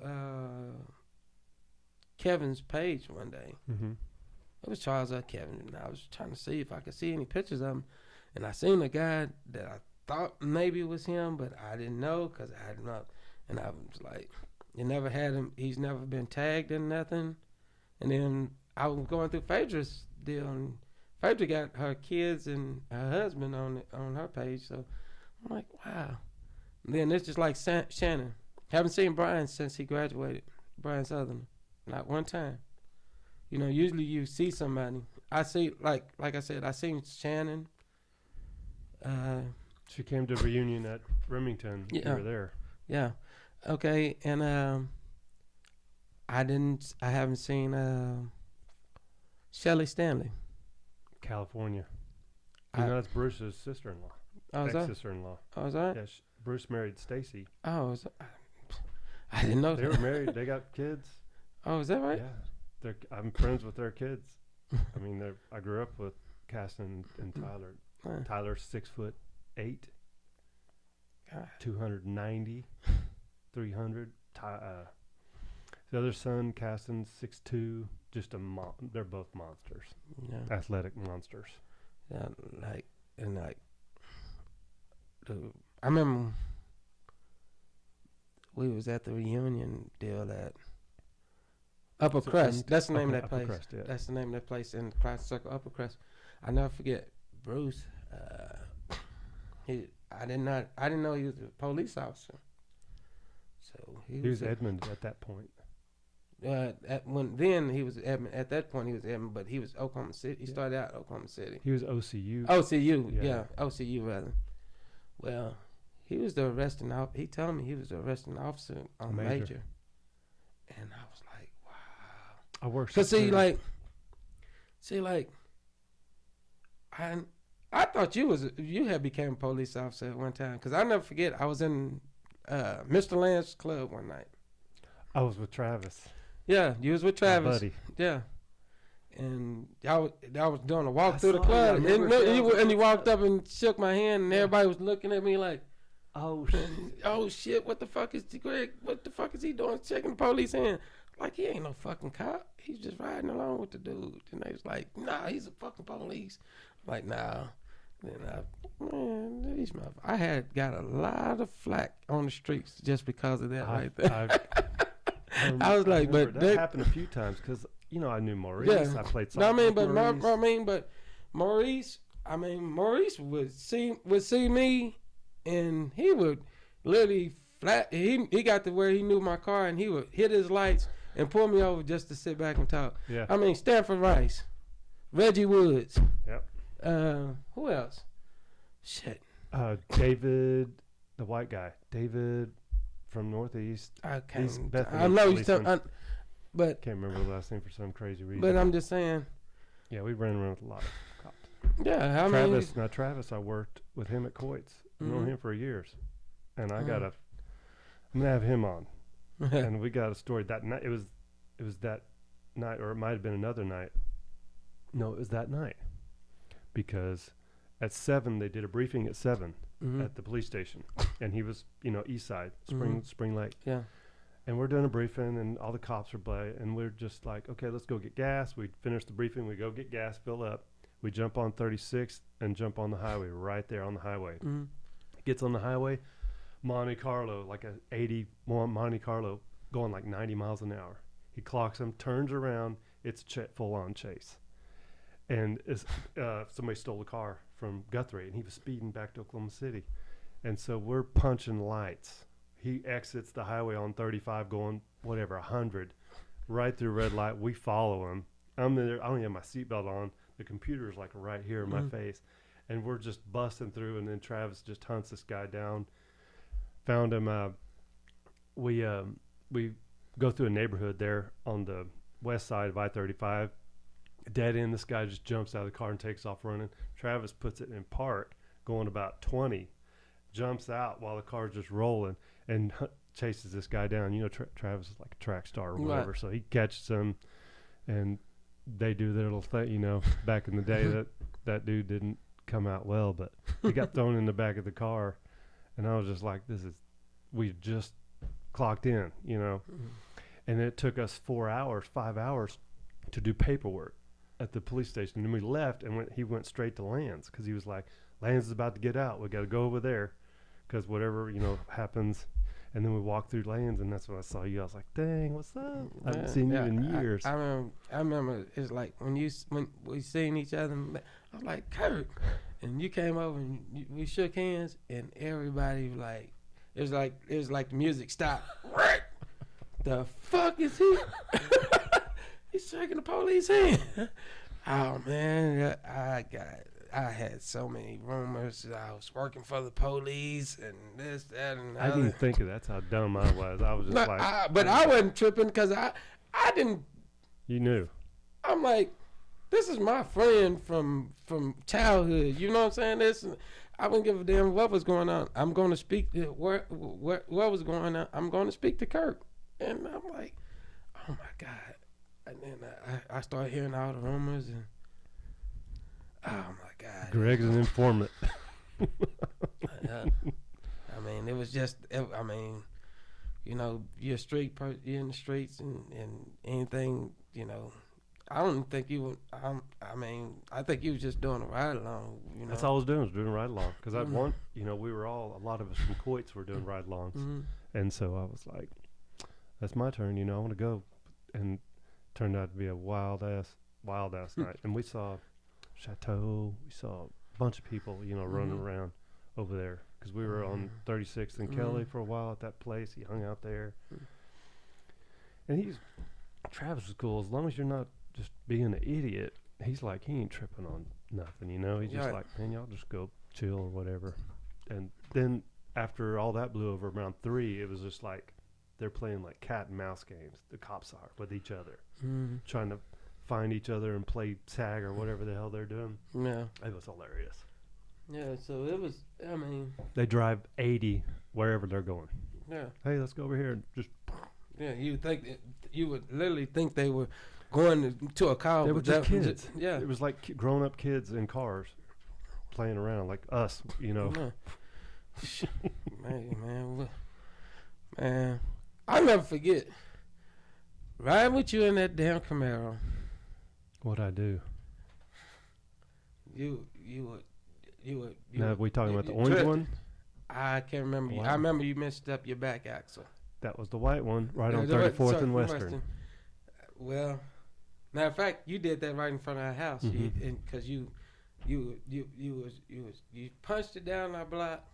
I'm riding with you, and then you hit the brake and the emergency brake and slid, spit, Went too far and hit the curb. Hit the curb and bow. I was like, oh, what the fuck? And then we got out and your back wheel was cocked like that. And I was like, damn, I gotta buy another axle shaft because that was like the 4th one on that car. Hey man, I was like, I said, damn, this guy just fucked up this nice looking ass car. I was just trying to, you know, it's like a learning curve. You just keep doing it until you smash enough of them where you know, okay, I can't go this far or this fast because I'll keep going. Right. So I got good at it. Now I haven't done it since. I think that was the last one. So. Well, I know. What were you driving then? You had what were you driving? I had an 80 Regal. You had something, yeah. I had an 80 Regal back then, and B had his Camaro. He had the Camaro. I had an 80 Regal, and I had fucking loud ass stereo up in there. That's when everybody started putting the woofers in the trunk, and I had 2 15-inch woofers in the back, and I was like, wow, this is ridiculous. Do you remember when I had the McLeans on my car? Yeah. And do you remember when I got jacked at Memorial Park? I know. I was playing with John Tarr, tennis. Stupid ass. You know, we pulled up in the parking lot there on 36th, and I had 2 18s and a big ass amplifier and just all kinds of stuff. And it's like whatever, 5, like late in the evening, and we're just playing tennis, and I'm like, I hear my alarm go off, and there's a bunch of black people in the parking lot just chilling, you know, whatever. And I'm like, let's go walk up there. I probably know somebody, you know, what's going on up there. So I'll walk up there, you know, with my tennis racket. Hey, what's up? You know, did something happen or whatever? And then just out of nowhere, somebody came behind somebody and hit me in the head with like a pipe. And I was kind of dazed and fell down. And I just got up and they were like yelling or whatever. And I was like, took off running because I thought John was behind me, but he wasn't. He was like, screw this. So we just took off and came back after everybody had gone. But they had beat out the back window. I think they took my woofers and they took my radar. They didn't take my radar detector because it was on the dash. So I think they just took like the woofers out. I can't even remember. But I remember driving home. The front window was mashed out because they've mashed my. Yeah. It's still there. The marks on my dash cover are still there from the glass. It's like, man, I shouldn't have been running around over there in the middle of the night. 'Cause that's when it was, you know, 1991, 1990. That's when it started getting bad over there. Yeah. That's when it was bad over there. I mean, I was living with Max Walker, so I drove to Max's house. Had to go get some more glass the next morning, but I just chalk it up to the game. Yeah. Wow, that's crazy. That's real crazy. It's like Mark Walker. That was another guy that I grew up that was cool, one of the coolest cats I ever met. Mark, still kind of laid back and cool. Yeah, he's like we chat on Well, I'm not really on Facebook that much. You're on Instagram, right? Yeah, Instagram. It's more. It's more. You know, you don't see people posting much. All the drama mess. Yeah, it's and more fun It's on more. Instagram. Yeah, you know, and that's me. Like, if if I can't put a smile on a person's face every day and make them forget about their problems just for a little bit, because I have just even on Facebook, I have people on Facebook and Instagram, and they like, dude, you are crazy. It's like some of the memes you post, or just what you type out something and just have me crying. And it's the real. What's your Instagram? The real boys. The real D boys. The real D boys. The real D boy 5. You know what I'm saying? And When I'm scrolling, I'll scroll down Instagram, and I just do it a few times a day, and I'll see something crazy, and I'll be like, "This is Greg right here," and sure enough, it's the real boy. I'm like, yeah, real D boys 5. Yeah. you know who Derek Lewis is? Derek Lewis. He's a MMA fighter, heavyweight. Yeah. He's called the Black Beast. He's like you. He posts the funniest, craziest memes, stuff, videos. I mean, I mean, to me, I mean, that's what I like to do. I like to make people laugh. I don't. You might have a second career. If you like, if we're together and you got a negative energy about you and attitude and everything is always some drama stuff, I don't even want to be around you.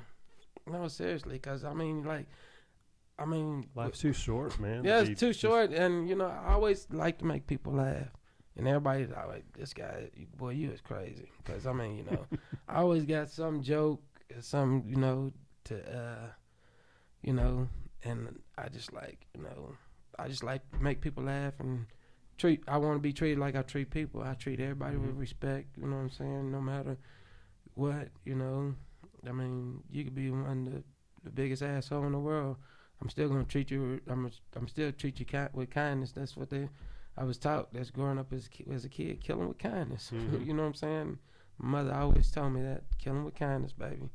You know, just because they act shitty with you, don't act shitty with them. And I know, you know, I mean, it works, because I mean, sometimes I used to let people rub me the wrong way, and I would like just like say fuck it, you know what I'm saying? Get on their level and act. I was like, no, never accomplished nothing here. You know what I'm saying? So, you know, yeah. But other than that, I mean, you know, that's all I do now. Is my son. He didn't get to play football last year because of the COVID.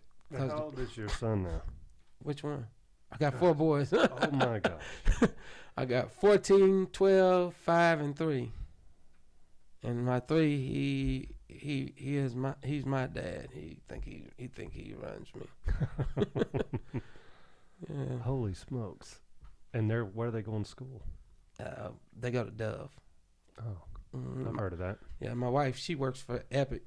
Okay, charter schools. Yeah. Oh my God, I get so tired of seeing them on the news. Seriously. Yeah, I'm gonna stay out of that. I don't understand any of that. I'm just like, whatever. It's just you got a state senator here in Oklahoma. He's basically in with Dove. He don't like the guys Ben and Dave from Epic. Okay. I don't know. Did you ever run around with us when we were looking to fight somebody in high school, like going to another, like a football game, like at Capitol Hill or McGinnis? Man, we used to go to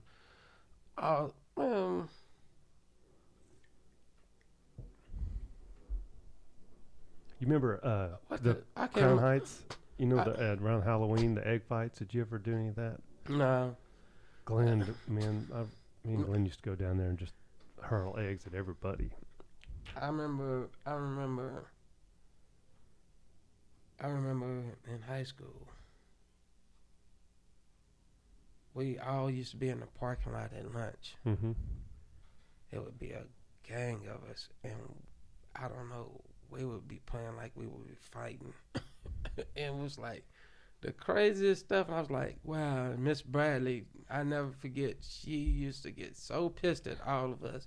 Because we would all be out there and we would be playing out there in the parking lot at lunch and shit. Like, she really thought it was fighting because people were picking each other up, slamming them on people's cars and stuff. But it was just we was wrestling and everybody would be out there laughing at us and stuff. And it was like, Do you know why she was so upset?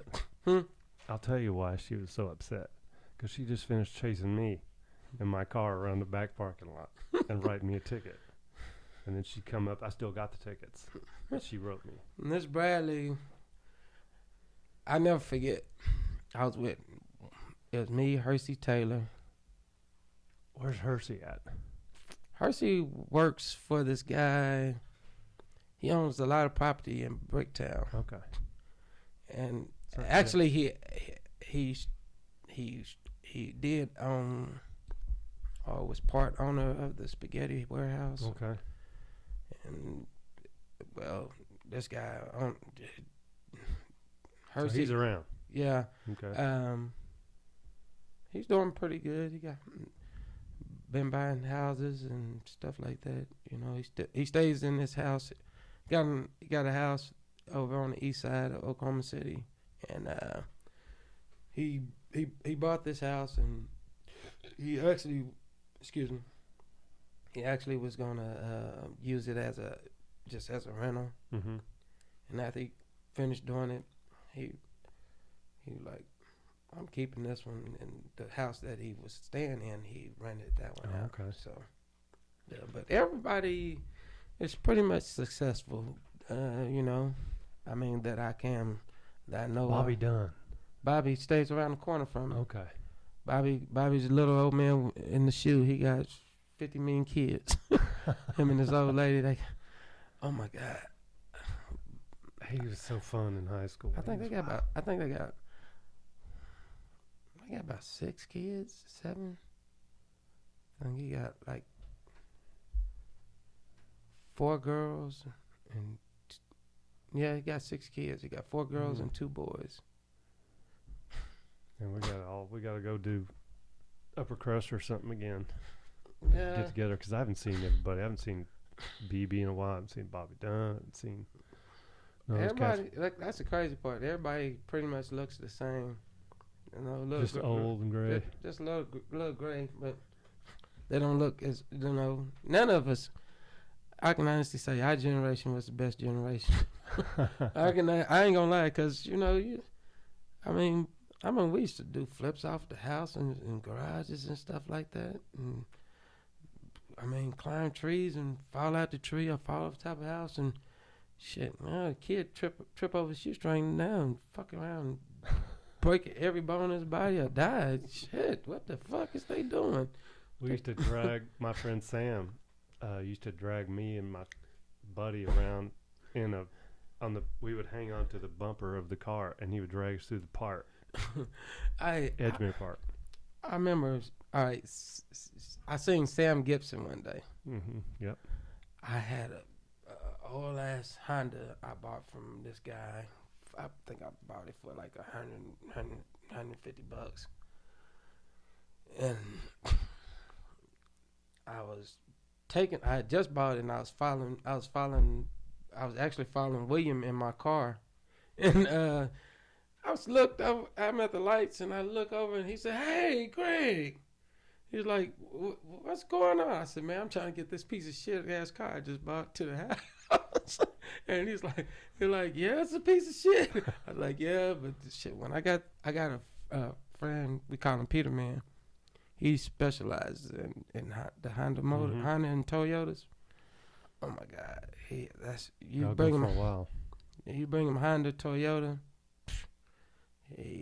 That's his specialty. He tear one of those motors down and put it back together. Mm-hmm. Be better than when it came from overseas. But I ended up selling that car after it was all said and done. Got Pat, old white guy named Pat. He did body work. He was and all that. I took over his body shop on Reno. Yeah. In 14. Well, his brother named David. He's the painter. Yeah. Or the body guy. He's the body guy. David. You knew them? I would let David. You can do all the body work you want on all my cars. And that car, I took it to David and I let him do the body work. And then I just drop it off to him because Pat was on the corner. David was down the way. Right. This is on Western, or is this on Reno? Off of Reno off of Reno and Penn right there. Yeah. And David was just right there in the strip mall right there where they do the lettering. The wraps and stuff. Mm-hmm. He was right there in that strip mall. And that had been 12 or 13. Yeah, it's been a while back. And shit, I heard Pat passed away, but he moved upstate wherever his mother was at. She had got sick and she passed away. Then I heard Pat passed away, and I don't know what's up with David because I remember he just disappeared. Yeah. And but David, when I say excellent body work guy, I mean, I never had no problems at it. There's a lot of guys I messed with dealing with these cars, didn't know what they was doing, and he would make sure every line, every seam, the gaps were correct and everything. It was like when he got through with that Honda, I dropped him off to him. It was beat up, and he went to the salvage yard and found old parts and all that stuff and put it back together. And then I had an interior guy. What's the Mexican name? Mexican guy. He was right up. He was off of. Is he on Southwest 29th? No, it was his son. Okay. I used to go over there. You talking about Nacho? Yeah. No, his son. It was his son. His son had moved. Was off of Western for a minute. Now he's over off of Reno and Miller. Okay. Damn, I can't think of his son's name. But anyway, his son, he was like, "What you want? Man, put it back just like it is, just like that." So we go down here off of Main Street to the upholstery place. Yeah, upholstery place. I can't even think of the name. It's a lot. Escaped me too. I'm so brain farts right now, but go buy the material and shit. He would take the seats and door panels and just get it. Man, that car damn near looked like a brand new car when it was done. And I think I probably had about at the most, I bought the car for $150. Had the Peterman, he tore the motor down and rebuilt it for like $600. Dave did the body work. Dave did the body work for me for about like $200 or $300. Then Nacho's son did the insides for about like $500. Then I took it, dropped out to Mako, and let him do a little Mako paint job on it, and shit, I ended up getting like $5,000 out the car. It was like put some new tires on, some used tires, and not no new tires, but pretty good looking matching set. So shit, put it up for sale, and somebody always want to buy a Honda or Toyota. Them cars last forever. Yeah. Hey, so is your mom still around? Yes. Okay. Yeah, my mom. She's retired from the VA hospital. She keeps my youngest boy every day. I drop him off with her in the mornings, and then I go to work. And that's her day. Spending her day with her youngest grandson. And I was like, man, I remember when I was a kid, some of the shit that he's doing right now, I was like, you would literally want to try to kill me behind it. But that's my grandchild, and grandkids get all the love. But you got any of them wrestling? No, that's the heartbreak of it all. Nobody. Not one of them want to wrestle. I think I might go. My youngest, because he always liked to wrestle and all that stuff. But my 5-year-old, he wants to be an MMA fighter already. He got his mind. Daddy, I want to go learn how to do karate and jujitsu. And I'm like, dude, what you know about jujitsu? And I got him a little phone. He watches the videos constantly on YouTube, and like anytime it's because I love boxing and MMA. Mm-hmm. You know. Yeah, you're a wrestler. Yeah, I love That's it. your game. You know what I'm saying? I mean, Khabib. dude's a beast. God. 157 ain't nobody touching him. Not right now. It's gonna be a good while before anybody comes through. Like John Jones, he done moved up to heavyweight. It's gonna be a tough. The way that he fights. Kind of free. He just not traditional. The way that he fights, a lot of them heavyweights gonna be in trouble. Cause you got Daniel going up, and that's the reason why Daniel ran away from like heavyweight to get away from him. Really? So and Daniel went up there and dominated. I'm like John Jones, most definitely. He's tall, and being a heavyweight, that's what majority of heavyweight. What you got to be? What 220? Over 220 to be a heavyweight? Mm-hmm. Okay. Yeah, I mean, he done put on a lot of weight. He put on some weight and muscle, and him and Francis, they set them a date. So that's crazy. Francis is a monster. John will get him unless I tell you. Francis has to connect. I tell you who else is a monster. Usman. Oh yeah, God, he's an animal. Yes, I love it. I mean, that's my thing. I love boxing. I didn't know. I looked boxing him up. and I'm still a wrestling fan. High school, college. You know what I'm saying?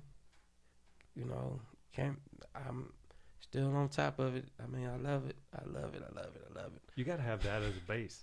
You have that as a base. Yeah, and it all starts from wrestling. You gotta know how to wrestle. You gotta be able to That's why I was like, if this would have came out when I was coming out, I know I would have been a champion, because that's how majority of my fights I done had out on these streets and kicked a lot of people's asses. That's how it was the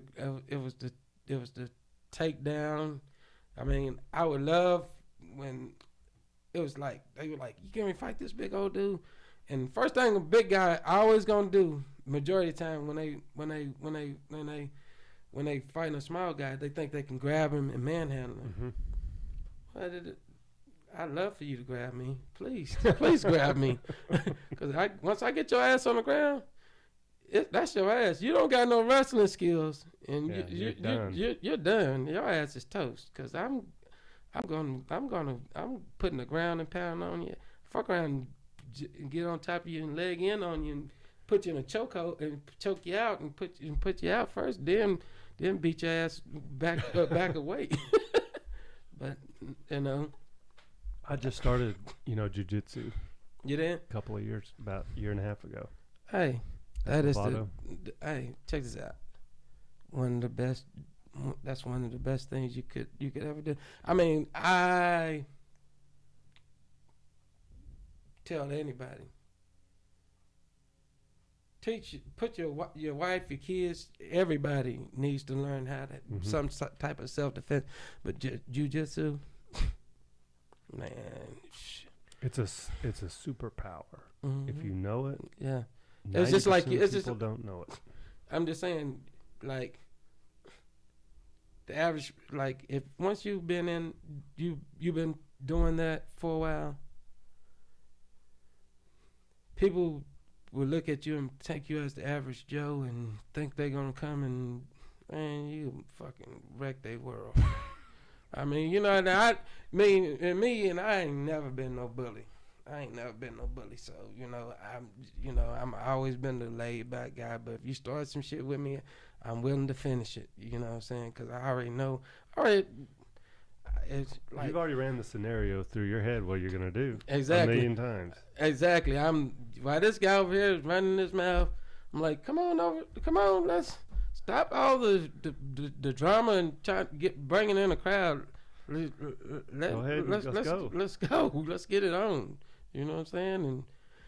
And man, I love it. And like you said, if it would have been 20 years later, 25 years later, or earlier. Oh my God! Because I started when I do jiu-jitsu, they do Muay Thai. Yeah, Muay Thai. And then a few months into it, put on the gloves, and they were kind of like we're going light sparring with each other, just real light sparring. And man, it was like I got hit in the head a couple times, and I was like, I like that. Yeah, it's. I like getting hit in the face. Hey, like people don't understand this adrenaline rush. I mean, once your adrenaline get to going, and man, I'm talking about, it's like you can start getting creative. Mm-hmm. Yeah, because I mean, like wrestling, like I took that and incorporated with boxing because my uncles they always used to be in the front yard or in the backyard. They challenge each other and they get in the boxing gloves, and their friends would come over and they all be out. It'd be like 10 or 15 of them back there watching each other fight and box in the gloves and stuff. And then they start. My uncle Herman, he was just like one of the best fighters I ever seen in my life. And I mean, he just like random. I mean, I ain't never seen nobody beat him. None of his friends. I mean, they used to have guys come through and, oh yeah, this is such, and he can go. And shit, my uncle used to. But my uncle, you know what I'm saying? He used to box, you know, and he incorporated with the street fighting, and I mean, I learned all that from him, you know. And that was just like to this day, that's my best friend, you know what I'm saying? I call him. He's older now, but he's just like, yeah, Get on YouTube and see videos of old men beating up young guys. Yeah, but I mean, but that's the whole thing. That's my thing. Here I am. We're 51. Yep. We're in better shape than the average 19, 20-year-old kid that's running around here. Yeah, they're not running around. They're just doing nothing. They're doing nothing. They don't go outside no more. Mm-mm. You cannot, as a kid, Saturday morning, mama wake up, I was already gone. Yeah. I've been gone. The sun's out. I'm out. The sun just cracking up, barely cracking. I was me, William, Major, as kids. I mean, it'd be like 8 or 9 of us, 10 on our bikes. That's the way for a season around 80, 81 or 82. Like you talk about Dustin. Me and Dustin would get up on our 10 speeds Saturday morning at 6 o'clock, 7 o'clock. We had a Walkman with FM radio or whatever, and we'd put whatever station on. We would take off on our 10 speeds and just until probably 4 or 5 hours, and we'd come back like after lunch to eat. Yeah, I mean, but cruise around. With us, we wouldn't even come back home to eat. We get about like $5-10 from our parents, or back then it wasn't shit. I mean, tacos at Taco Mayo was 29 cents. Yeah. Yeah, we get a bunch of them. Like remember when y'all just sit there? We just sit there. We put about 5. How much you got? I got 2. You got 3. He got 4. Give us 30 tacos. 29 cents. Yeah, you know what I'm saying. I remember Taco Mayo. Taco Mayo, and that's when it was on 33rd. Yep, 33rd and Classic. Yeah, I mean, shit, we go buy 50 million tacos and sit there, eat tacos and laugh and this, that, and the other. Sit there and digest, burp and shit. Let's do it again. It's time to start it back up. We rested up. Shit. I mean, back then, now, fucking taco is fucking $3 just for one. I remember when this shit was 29 cents. What happened to that? But I mean that's everything with everything now. You know what I'm saying? It's just like everybody's money hungry. And and you can't do nothing. There's nothing too much you can't do in life these days without money. Nowadays, I remember back in the day, shit, we used to pull up to the gas pump. Got $20 on a Friday night. Gone, right? What they call it? Wahoo? Man, shit. You got $20 and pull up. Gas was like between about 85 cents a gallon. Mm-hmm. Shit, I remember. pull up to the pump with confidence. You got $20 on a Friday night. Shit, man, give me 10 on pump 5. You know what I'm saying? And shit, go buy if you drink, get your 6-pack and shit. Go to the weed house and go buy you a couple of joints. Go to the bootleg on 23rd. Yeah, on 29th. 29th? Yeah, I remember the bootleg on 20. Remember it was on Bryant, like on the east. Yeah, way out east. the one I'm talking about when we was in high school. Oh, okay. I don't know. This was like everybody. 96. I got turned on. Who was that? I didn't even know about the bootleg in the joint house. I was riding with somebody. Can't remember who was I riding with at lunch. And they took me. I was like, "What was it? Where we going?" You're like, "Shit, we going here. We go get a joint. Go get a joint, big ass fat joint for $1. Shit, go pull on down. The bootleg on the same damn block. Shit." Go buy a half a pint of gin. Or if you're running with Little John, we get Mad Dog 2020. And that was the drink when it was that everybody thought they was doing the big thing, drinking the wine drinking the Mad Dog 2020 at lunch. Come back with a buzz, if you even came back. Yeah. You remember the parades? I think it was MLK parade, and we'd all get in our cars and we'd go down. We'd take over the whole road. Everybody swerving and driving all crazy out. I remember it used to be something that just come right in front of Northeast. Yeah, I remember leaving Northeast and we'd all just boom right away. I remember McDonald's was on Lincoln, and we used to, go there for lunch, and everybody would be driving so wild.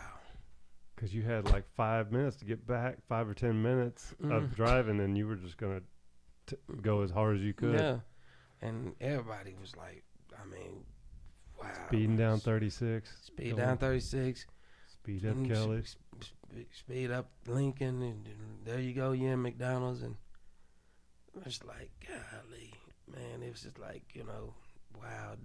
So much didn't change because, I mean, we grew up fighting. These kids growing up shooting. I mean, of all ages, of all colors, or whatnot. Like here lately, I've been seeing on the news all these mass shootings the past 2 weeks. I'm like, they talking about gun control. There's no such thing as gun control. No. There's nothing. There's nothing you can do for one. The Constitution says that the people of America has the right to bear arms. Mm-hmm. That's a set law that's never going to get changed. And it don't need to be changed. Why? I feel like people of America have the right to protect themselves and their property. Okay? Self and property. Now, when you go to somebody else's establishment, keep that in mind. That they got the same rights that you got. Yep. So they're packing. Exactly. So you got people doing all this craziness. I mean, Oklahoma's got you see some crazy stories, but we have nowhere close. Like, I was used to stay in Las Vegas, and I stayed there like almost 2 years. And those guys were slow at that time. And then my wife just returned from Vegas. We went to Vegas. I hadn't lived in Vegas since 2001. I moved back in 2001. Hadn't been back to Vegas since until just last month when me and my wife went. Well, month before last, when we went on our anniversary. And wow, Vegas changed. I've only been one time. No, you know, Vegas used to be the town where everybody, the liquor's flowing like crazy. As long as you had a slot machine, barmaid gonna come and bring you a drink for free. Really? Well, liquor's not. You know, you would see people literally drunk as fuck walking down the Las Vegas Strip or Fremont or something. It's not a thing no more. What's the thing now? Marijuana. Really? It's recreational. The whole strip smell like weed. I swear to God, no fucking lie. Young and old, literally walking down the street smoking joints, blunts. Can you smoke in the casinos? Some of them. I seen, and when we was down in old Vegas, we was on Fremont and went off into the Golden Nugget, and wow, smelled like cigarettes and weed. I was like, oh my God. My wife's like, that was her first time going to Vegas ever. And she was like, baby, she's like, I was like, yeah, it's done changed. Because I was telling her about, I didn't know they had legalized, I didn't know it was recreational. Like, you walk into 7-Eleven, when I was staying there, you walk into 7-Eleven, okay, 7-Eleven got a counter back there. It's got cigarettes and liquor. Mm-hmm. Well, now they got weed. They got weed right here. Wow. They got the glass case right in front. Let me get a pack of Newport Shorts. Let me get a pint of Hennessy. Oh yeah, let me get 3 grams of that, and let me get some of them pre-rolls right there. That's where it's going. They selling it out. That's how it is. Don't need no medical card and no card in that. It's right. Wow. And I feel like Oklahoma is so fucking far behind. Cause it's always been like that. I know. We're the Bible Belt. Yeah. Everything takes it forever to get here. But we're the Bible Belt. You can't go nowhere in Oklahoma City, Oklahoma County, and not go 2 or 3 blocks, and it's not a church within the neighborhood on the main street. Tell me, I'm telling you, go, get out on Hefner right now and go down Hefner. I guarantee you, it's a church somewhere down through here between MacArthur and Rockwell. It's a church. It's, if not a couple of churches. Yeah, that's different. Go down. You can go from Rockwell from 165th all the way to the south side. I'm just saying, how many churches you gonna see? They got them in the shopping strip malls and all that. Here's Dollar General.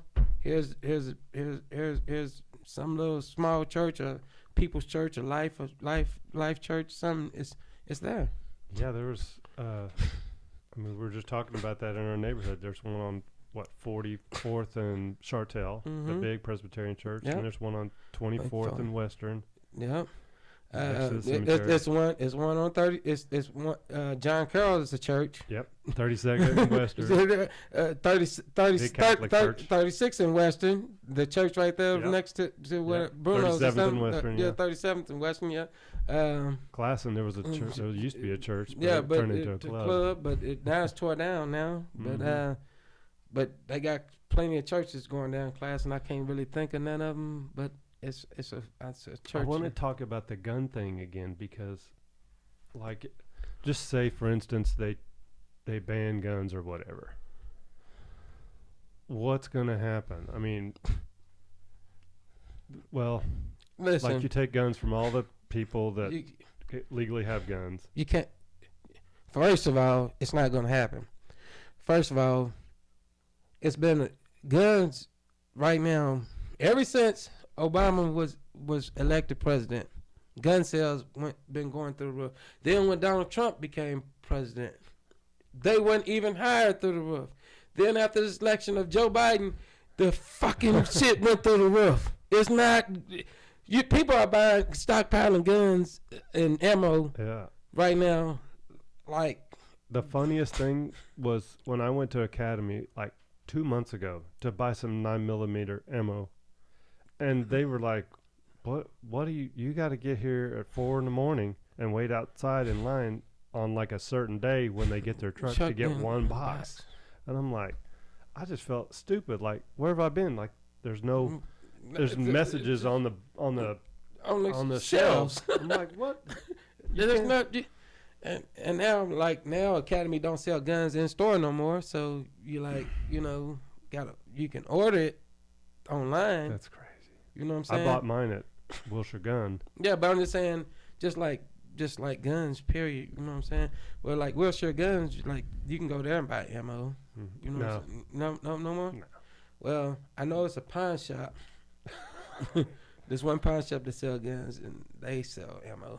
I've got a buddy that's like a gun head, not Will Burgess, but another guy, and he's going to get me some more ammo. But it's the thing I'm getting at is, even if they take our guns, like you and me, how long would it take us to go get a gun on the street? Less than an hour. Check this out. See, that's the whole thing. This the whole thing about it. If you stop selling guns in the store, black market is going to pick up. Yeah. The black market is going to pick up. You cannot stop this. You cannot stop this. Some and for people one, are so you do. dumb, they think it's going to stop. For one thing, the United States Army, Navy, Marines, Air Force do not have enough manpower to go door to door and take. There are more Americans than there is soldiers. Yeah, there's 300 and something million people and 300,000, I think, total military. Yeah. So, okay. Good luck with that. Exactly. But it doesn't. I mean, it doesn't make any sense. It's like you take the guns away. The only people that are going to have guns are the criminals. Yeah. And they're going to have a lot of them. And then everybody's going to try to be buying them on the street. And then what do they make the people that's buying guns on the street? They make them criminals now. Yeah. You know what I'm saying? But I'm going to go get one. I wouldn't turn one in. I ain't supposed to have a gun. Yeah, I know. But I wouldn't if I own one and they thought they was gonna take it from me. No, you're not gonna have. You can't have. I don't have a gun. I don't know what you're talking about. Yeah, I wouldn't do it. Yeah, I got it buried in some park somewhere. Shit, I got it buried. I got a stockpile of them buried somewhere. Fuck y'all. I'm not gonna fucking give y'all shit. Fuck y'all. I feel like, even though like they's like, okay, we're gonna do a background check, and okay, this guy can't have a gun because he got caught with some drugs. He a felon. Okay, check this out. This is where it's crazy. This is the serious. You want to go to the serious side of it? Wait, man. I mean, okay, I'm a felon. I ain't supposed to have a gun. But still, yet you do a background on check. The majority of people that's doing these mass shootings and all this shit is the people that are legal, that legally own these guns. Mm-hmm. Rich white kids. And I mean, not just saying rich white kids, but the majority of people that are like, killing somebody else. I mean, like 9 times out of 10. If a person kills a person, they say black on black crime. Okay, what's black on black crime?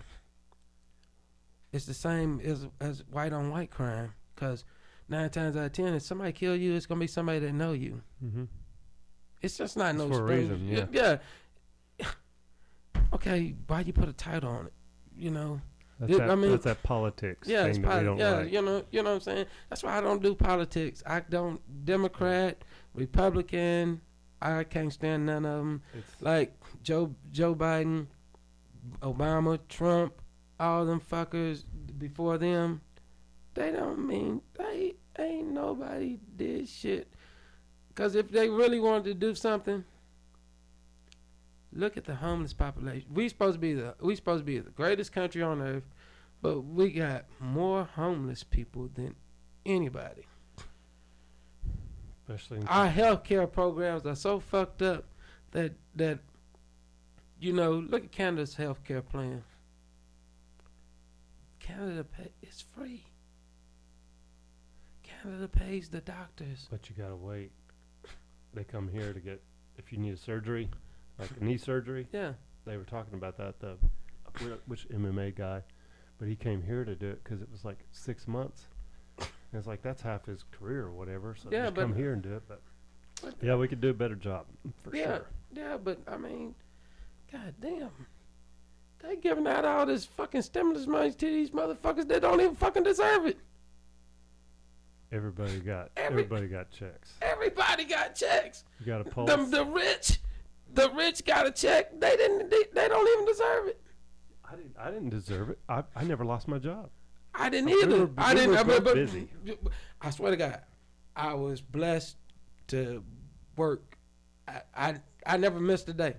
No. Never missed a day. I swear to God, never missed a day. We got our letters like in March of whatever last year. Mm-hmm. Hey, you're an essential business or whatever. You get pulled over, hand this to them. Mm-hmm. I was like, hey man, I never missed it. I never missed a day.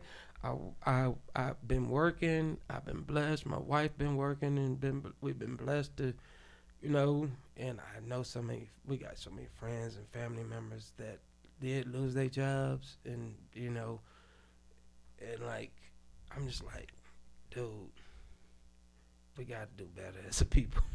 We do, because, it's people that are literally living off of, unemployment ain't shit.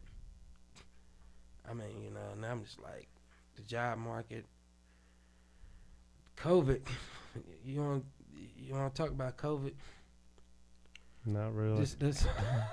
This fucking this last administration that we had, the Trump administration, he really dropped the ball on that when he tried to keep COVID. He knew COVID. He killed the CDC when he first came in, Center of Disease Control. Cut them out the picture. We don't need them no more. Which, that's the FBI of diseases. You know what I'm saying? In my eyes, you know what I'm saying? They look at when SARS was the scary. The next scary was the first scary ass disease that might come to plague the United States. CDC seen that shit before it got crazy and like, hey, we gotta do something about this, and come up with a cure. They came up with a cure. Ebola was next. You know what I'm saying? Then here we go with Ebola. Everybody's scared. Looking at Africans like, oh shit. The Chinese, it was the Chinese with SARS. Then it came to Ebola, looking at Africans. And I'm like, motherfucker, come up to you. No, get the fuck away from me. But yeah. You know what I'm saying, but it ain't even hit over here yet. And the CDC sees all these, see they watching these epidemics, you know what I'm saying, from afar, and they like, well, we got to do something. We got to come up with something to stop this, because we can't let this get over here. Well, Trump gets voted in as president, and me personally, before he became president, I liked Donald Trump.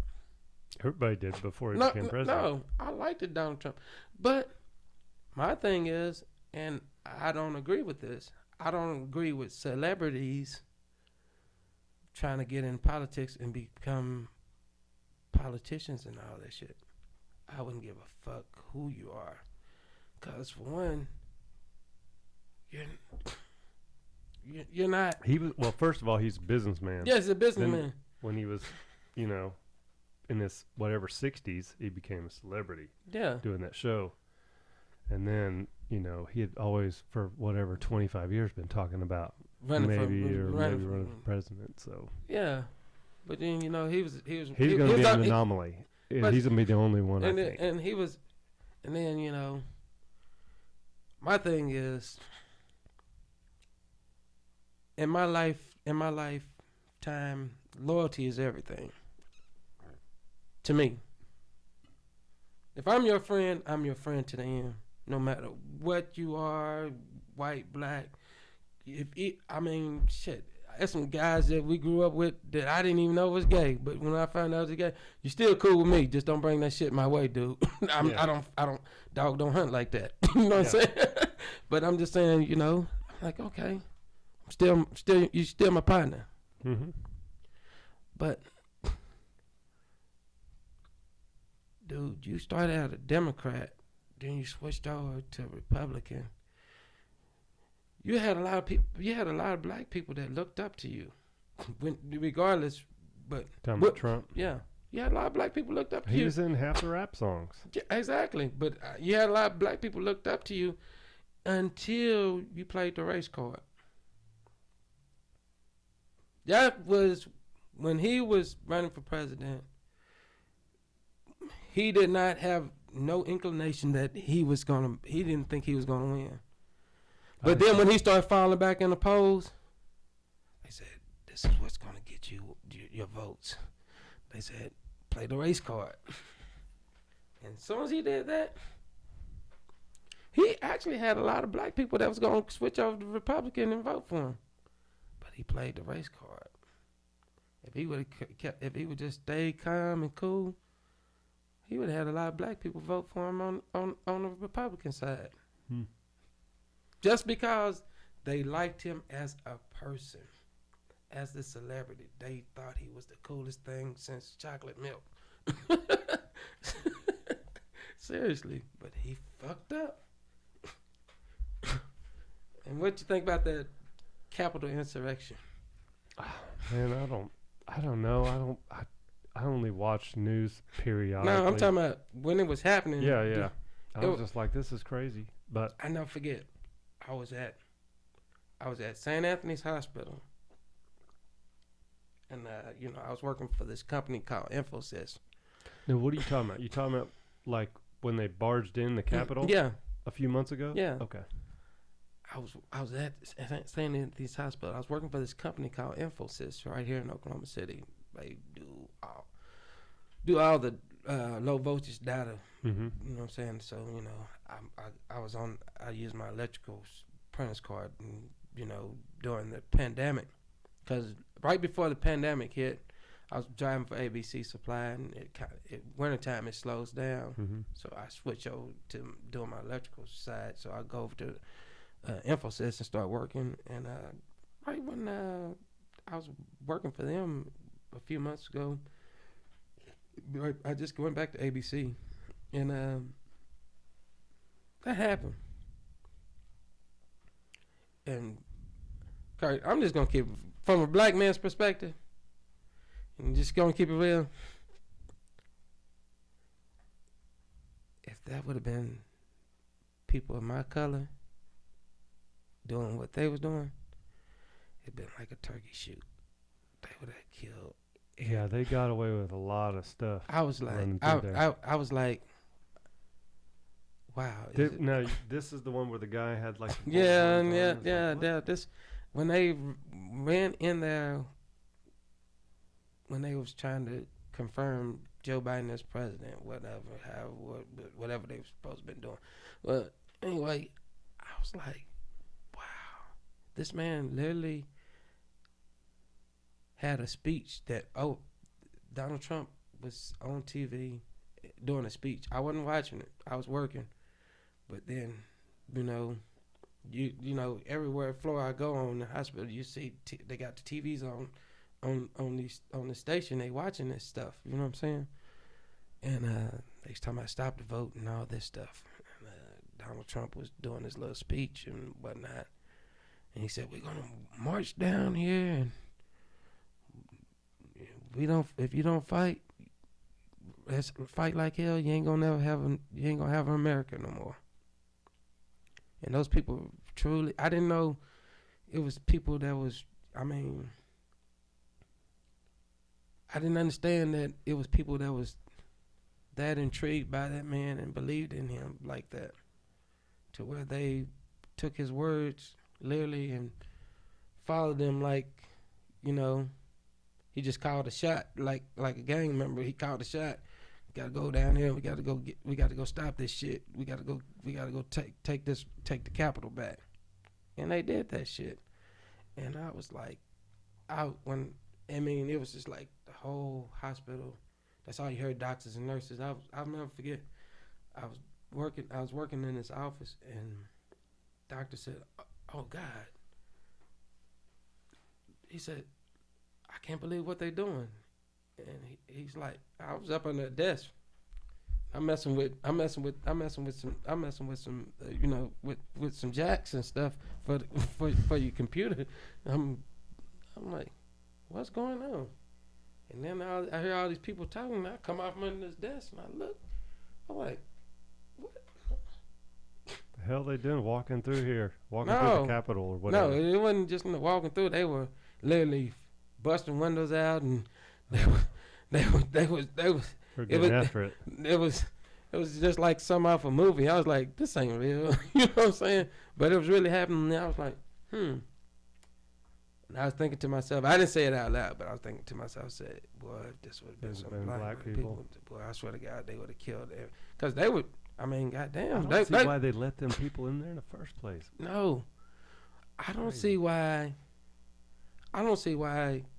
you didn't have enough security around the nation's capital, right? The White House, the Capitol, regardless, whatever it is.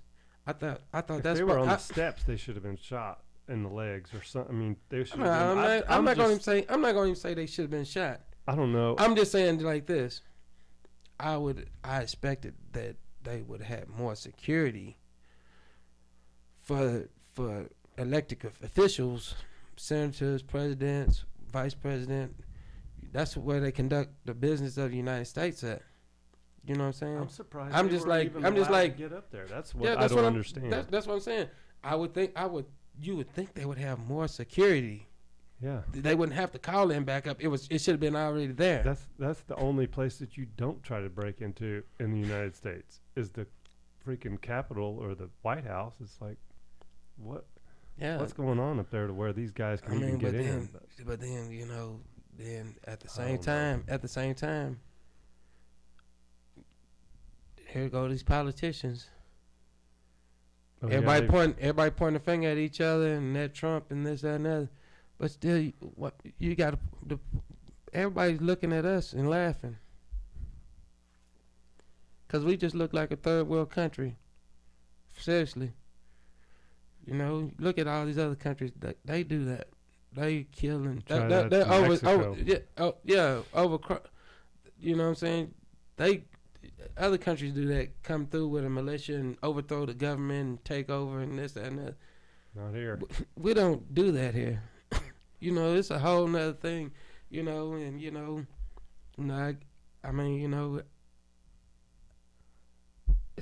crazy. This world is just like, I don't understand it. Half that. I understand it, but I would think.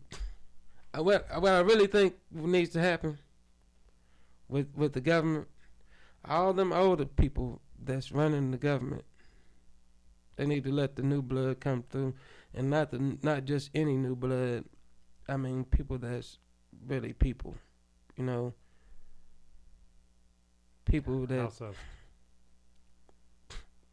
It's gonna be hard, cause I'm gonna keep 100. Money rules everything. And majority of the time, the reason why a lot of stuff is the way it is, the NRA got their hand in majority of the politicians' pockets, especially the Republican Party. You know what I'm saying? Big corporations run everything. Lobbyists, yeah, they run everything. That's why I don't participate much. I'm just like, I don't want to see this. Kirk, just saying you're a senator and they need your vote. So you come in to work one day and sit down in your office and get ready to sit down in your office, and there's a briefcase sitting on your desk. You open it and it's a shitload of money. Or however they might do it. I'm not saying. That's just my scenario. You know what I'm saying? Or a stick of dynamite. Yeah, that too. But that's only in the movies, because they ain't trying to kill. They ain't trying to kill you. They trying to buy you. Yeah. You're worth more to them alive than dead. Right. So, 'Cause so you're in the position that they need you to be in. exactly. So, just like right now, you got this podcast.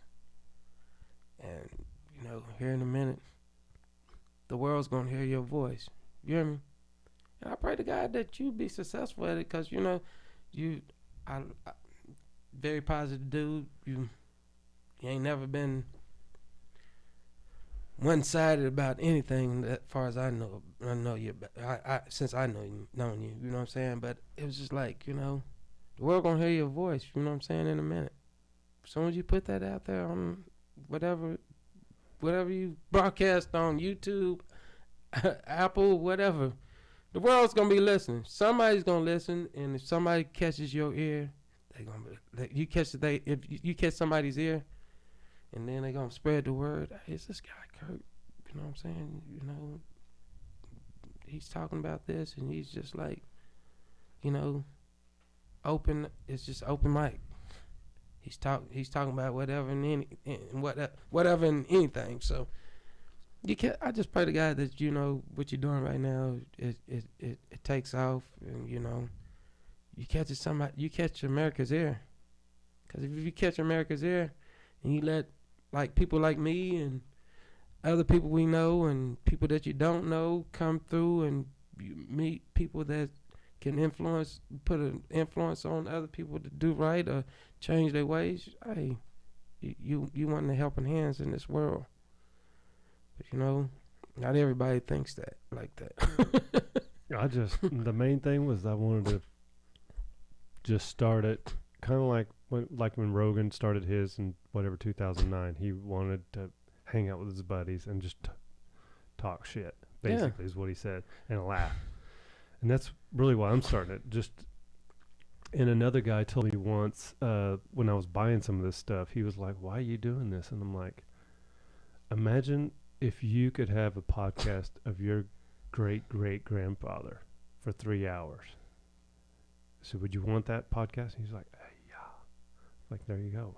My grandkids, they don't have to go to my son and say, "Tell me about Kurt, Grandpa Kurt."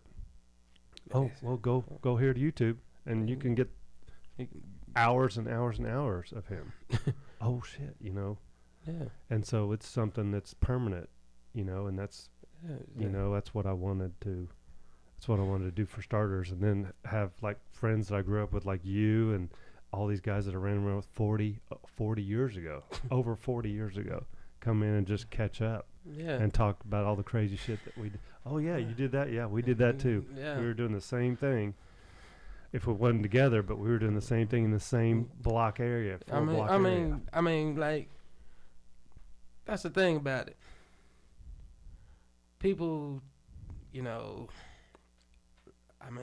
like, I don't care what nobody thinks about me. You know what I'm saying? Because, like, at the end of the day, I took life lessons. It took me a while to change and to do right, but at the same time, if I had to do all over again, you do it again. I'd do it again. Yeah, I but wouldn't then change anything either. Because I'm tell you like this, what people don't realize is that we all did the same shit. Some got caught, some didn't. Yep.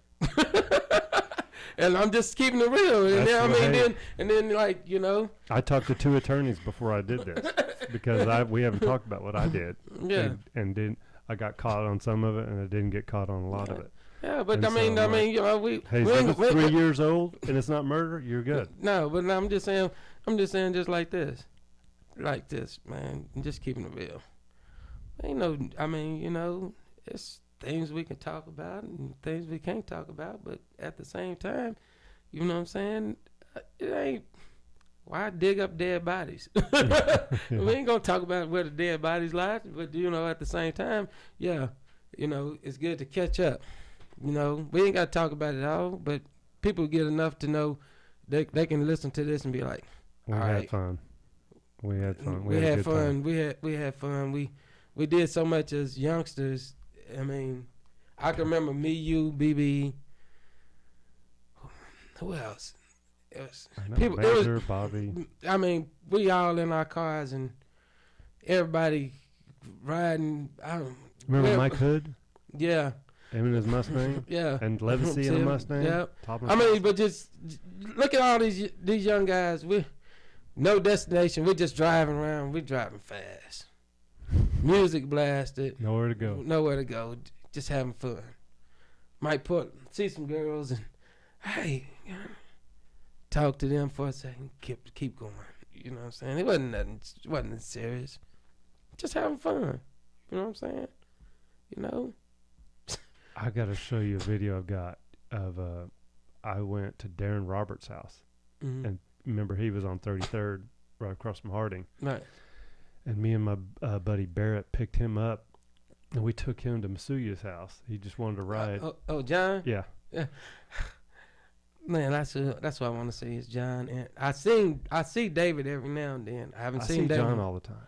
I don't see John. I see David. Not since COVID, but David's around. They had a health scare, but I think they're okay. They're okay now. Yeah, but I see. I left them out. I forgot. We'll get him on the next podcast. Clifford Gibbs, remember him? Yes. Jamaican from Jamaica. Yeah. Wow. Jamaican. Clifford Gibbs. I tried to find him on Facebook. He wasn't nowhere to be found. Wow. We'll have to come back sometime and then have a couple of other guys on there. I'm working on a big enough table to have 3 or 4 guys because we could really chop it up then. Yeah, because me, John, and David used to play basketball all the time. You know, John's a black belt in I think it's judo. Judo. And that's a beast right there. Who else? Golly, somebody else is.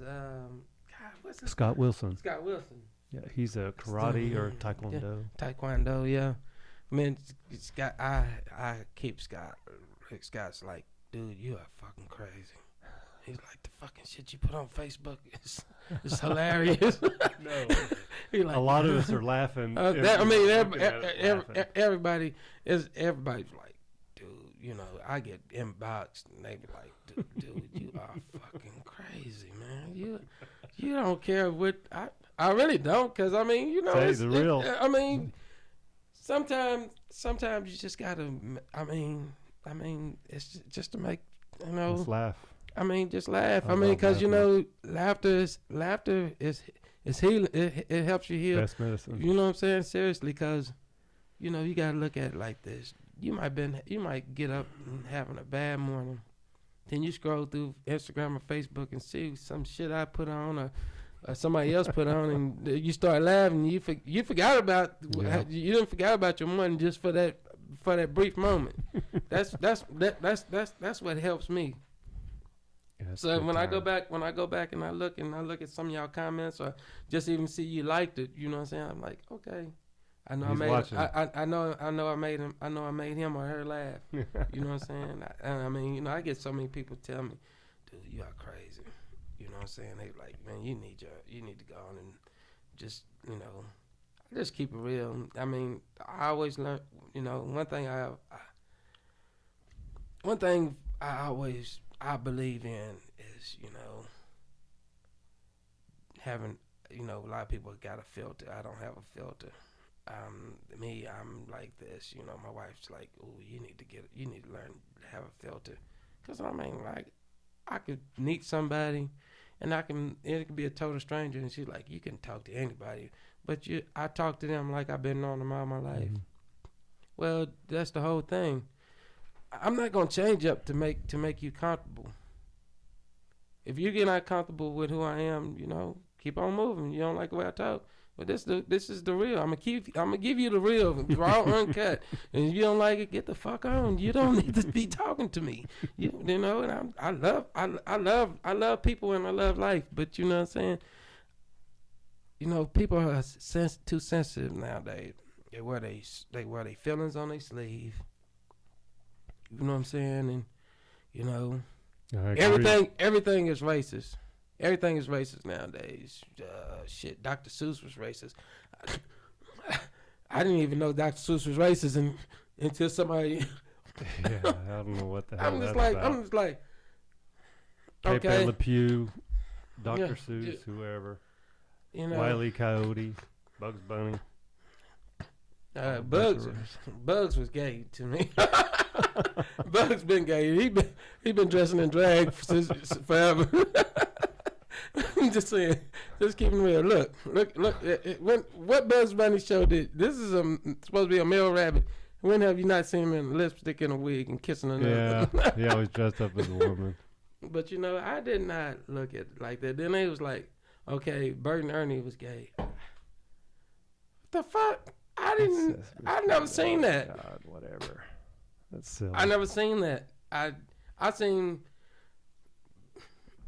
And now Sesame Street is incorporating 2 black characters now. I said, what the fuck was Bert and Ernie? Yeah. What was Count? Count wasn't no white boy. Count was rapping way back before rap was even. Yeah, he was he rapping. was a pimp, like Chappelle said. He was a pimp. 1, 2, 3, 3 bitches, 4 bitches. Okay, well, it's time to wrap it up, man. Yeah. I appreciate you coming over. I'm gonna have to have you back here in a few months or something, a few weeks, and man, just ever, man. I love times. this. I told you. I said. When you told me you had a podcast, I was like, podcast. I'm like, man, I love to do that, and just to see old friends and just to catch up and see where they at and talk about sports and whatever in life. You know what I'm saying? yeah, Shit, we'll get some of the buddies in here and chop it up a little more. Yeah. But it's good sitting here, 51 years old, looking like he's still 17, dude. Whatever, minus the hair. Well, minus the hair, but shit. I mean, You're a little jack too. I was bigger than this. When COVID hit, I stopped working out. You know what I'm saying? And stopped the gym and all that. Yeah, I left the gym. I was man. I ain't gonna lie. I was a gym rat. I was like 215. That's crazy. 5'6", 215. Yeah, I was monster. I'm like 194 right now. But when I was in that gym, my arms, people were like, dude, your arms are ridiculous. I don't know why I cannot get this up. Yeah. Like this part of build up, this part of my arm, my forearm will build up, but I got my skinny wrist from my mom. But you and me. I got mine are extra skinny, but I'm just telling you, up here, back on, tricep, bicep, shoulders, everything. I was putting it together, and then like, wow, COVID came. Shut down. I was still trying to go to the gym. They would, the gym, they hadn't shut it down, but then, I was watching, and the scare started, you know what I'm saying? Because people I knew started getting it. And then I'm hearing. They closed the gym. Yeah, then they closed it, and I was like, well, before they closed it, I was just like, I went and entered my membership. I'm like, hey, check this out.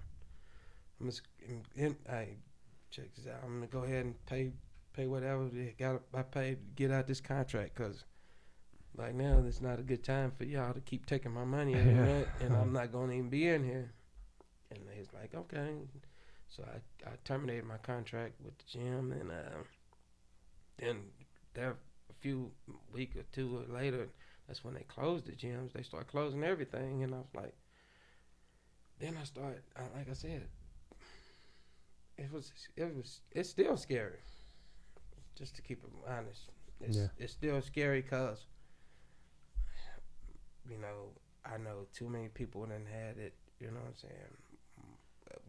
When it first jumped off, my wife, she got sick as fuck, and she had it, and it was like, I'm literally got her locked in. We got her locked in the bedroom, and she's like, knock on the door and shove a plate in there and shut the door real quick. She like, come, I need somebody to talk. Yeah. I'm gonna talk to you through the door, baby, but I'm not coming in there. You know what I'm saying? So, hey, but it's nice, Kurt. This is nice. Good times. Yeah, good times. More, All right, more to come. Gregory Davis from Yes, sir. Oklahoma City, Yeah. and we'll talk to you guys soon.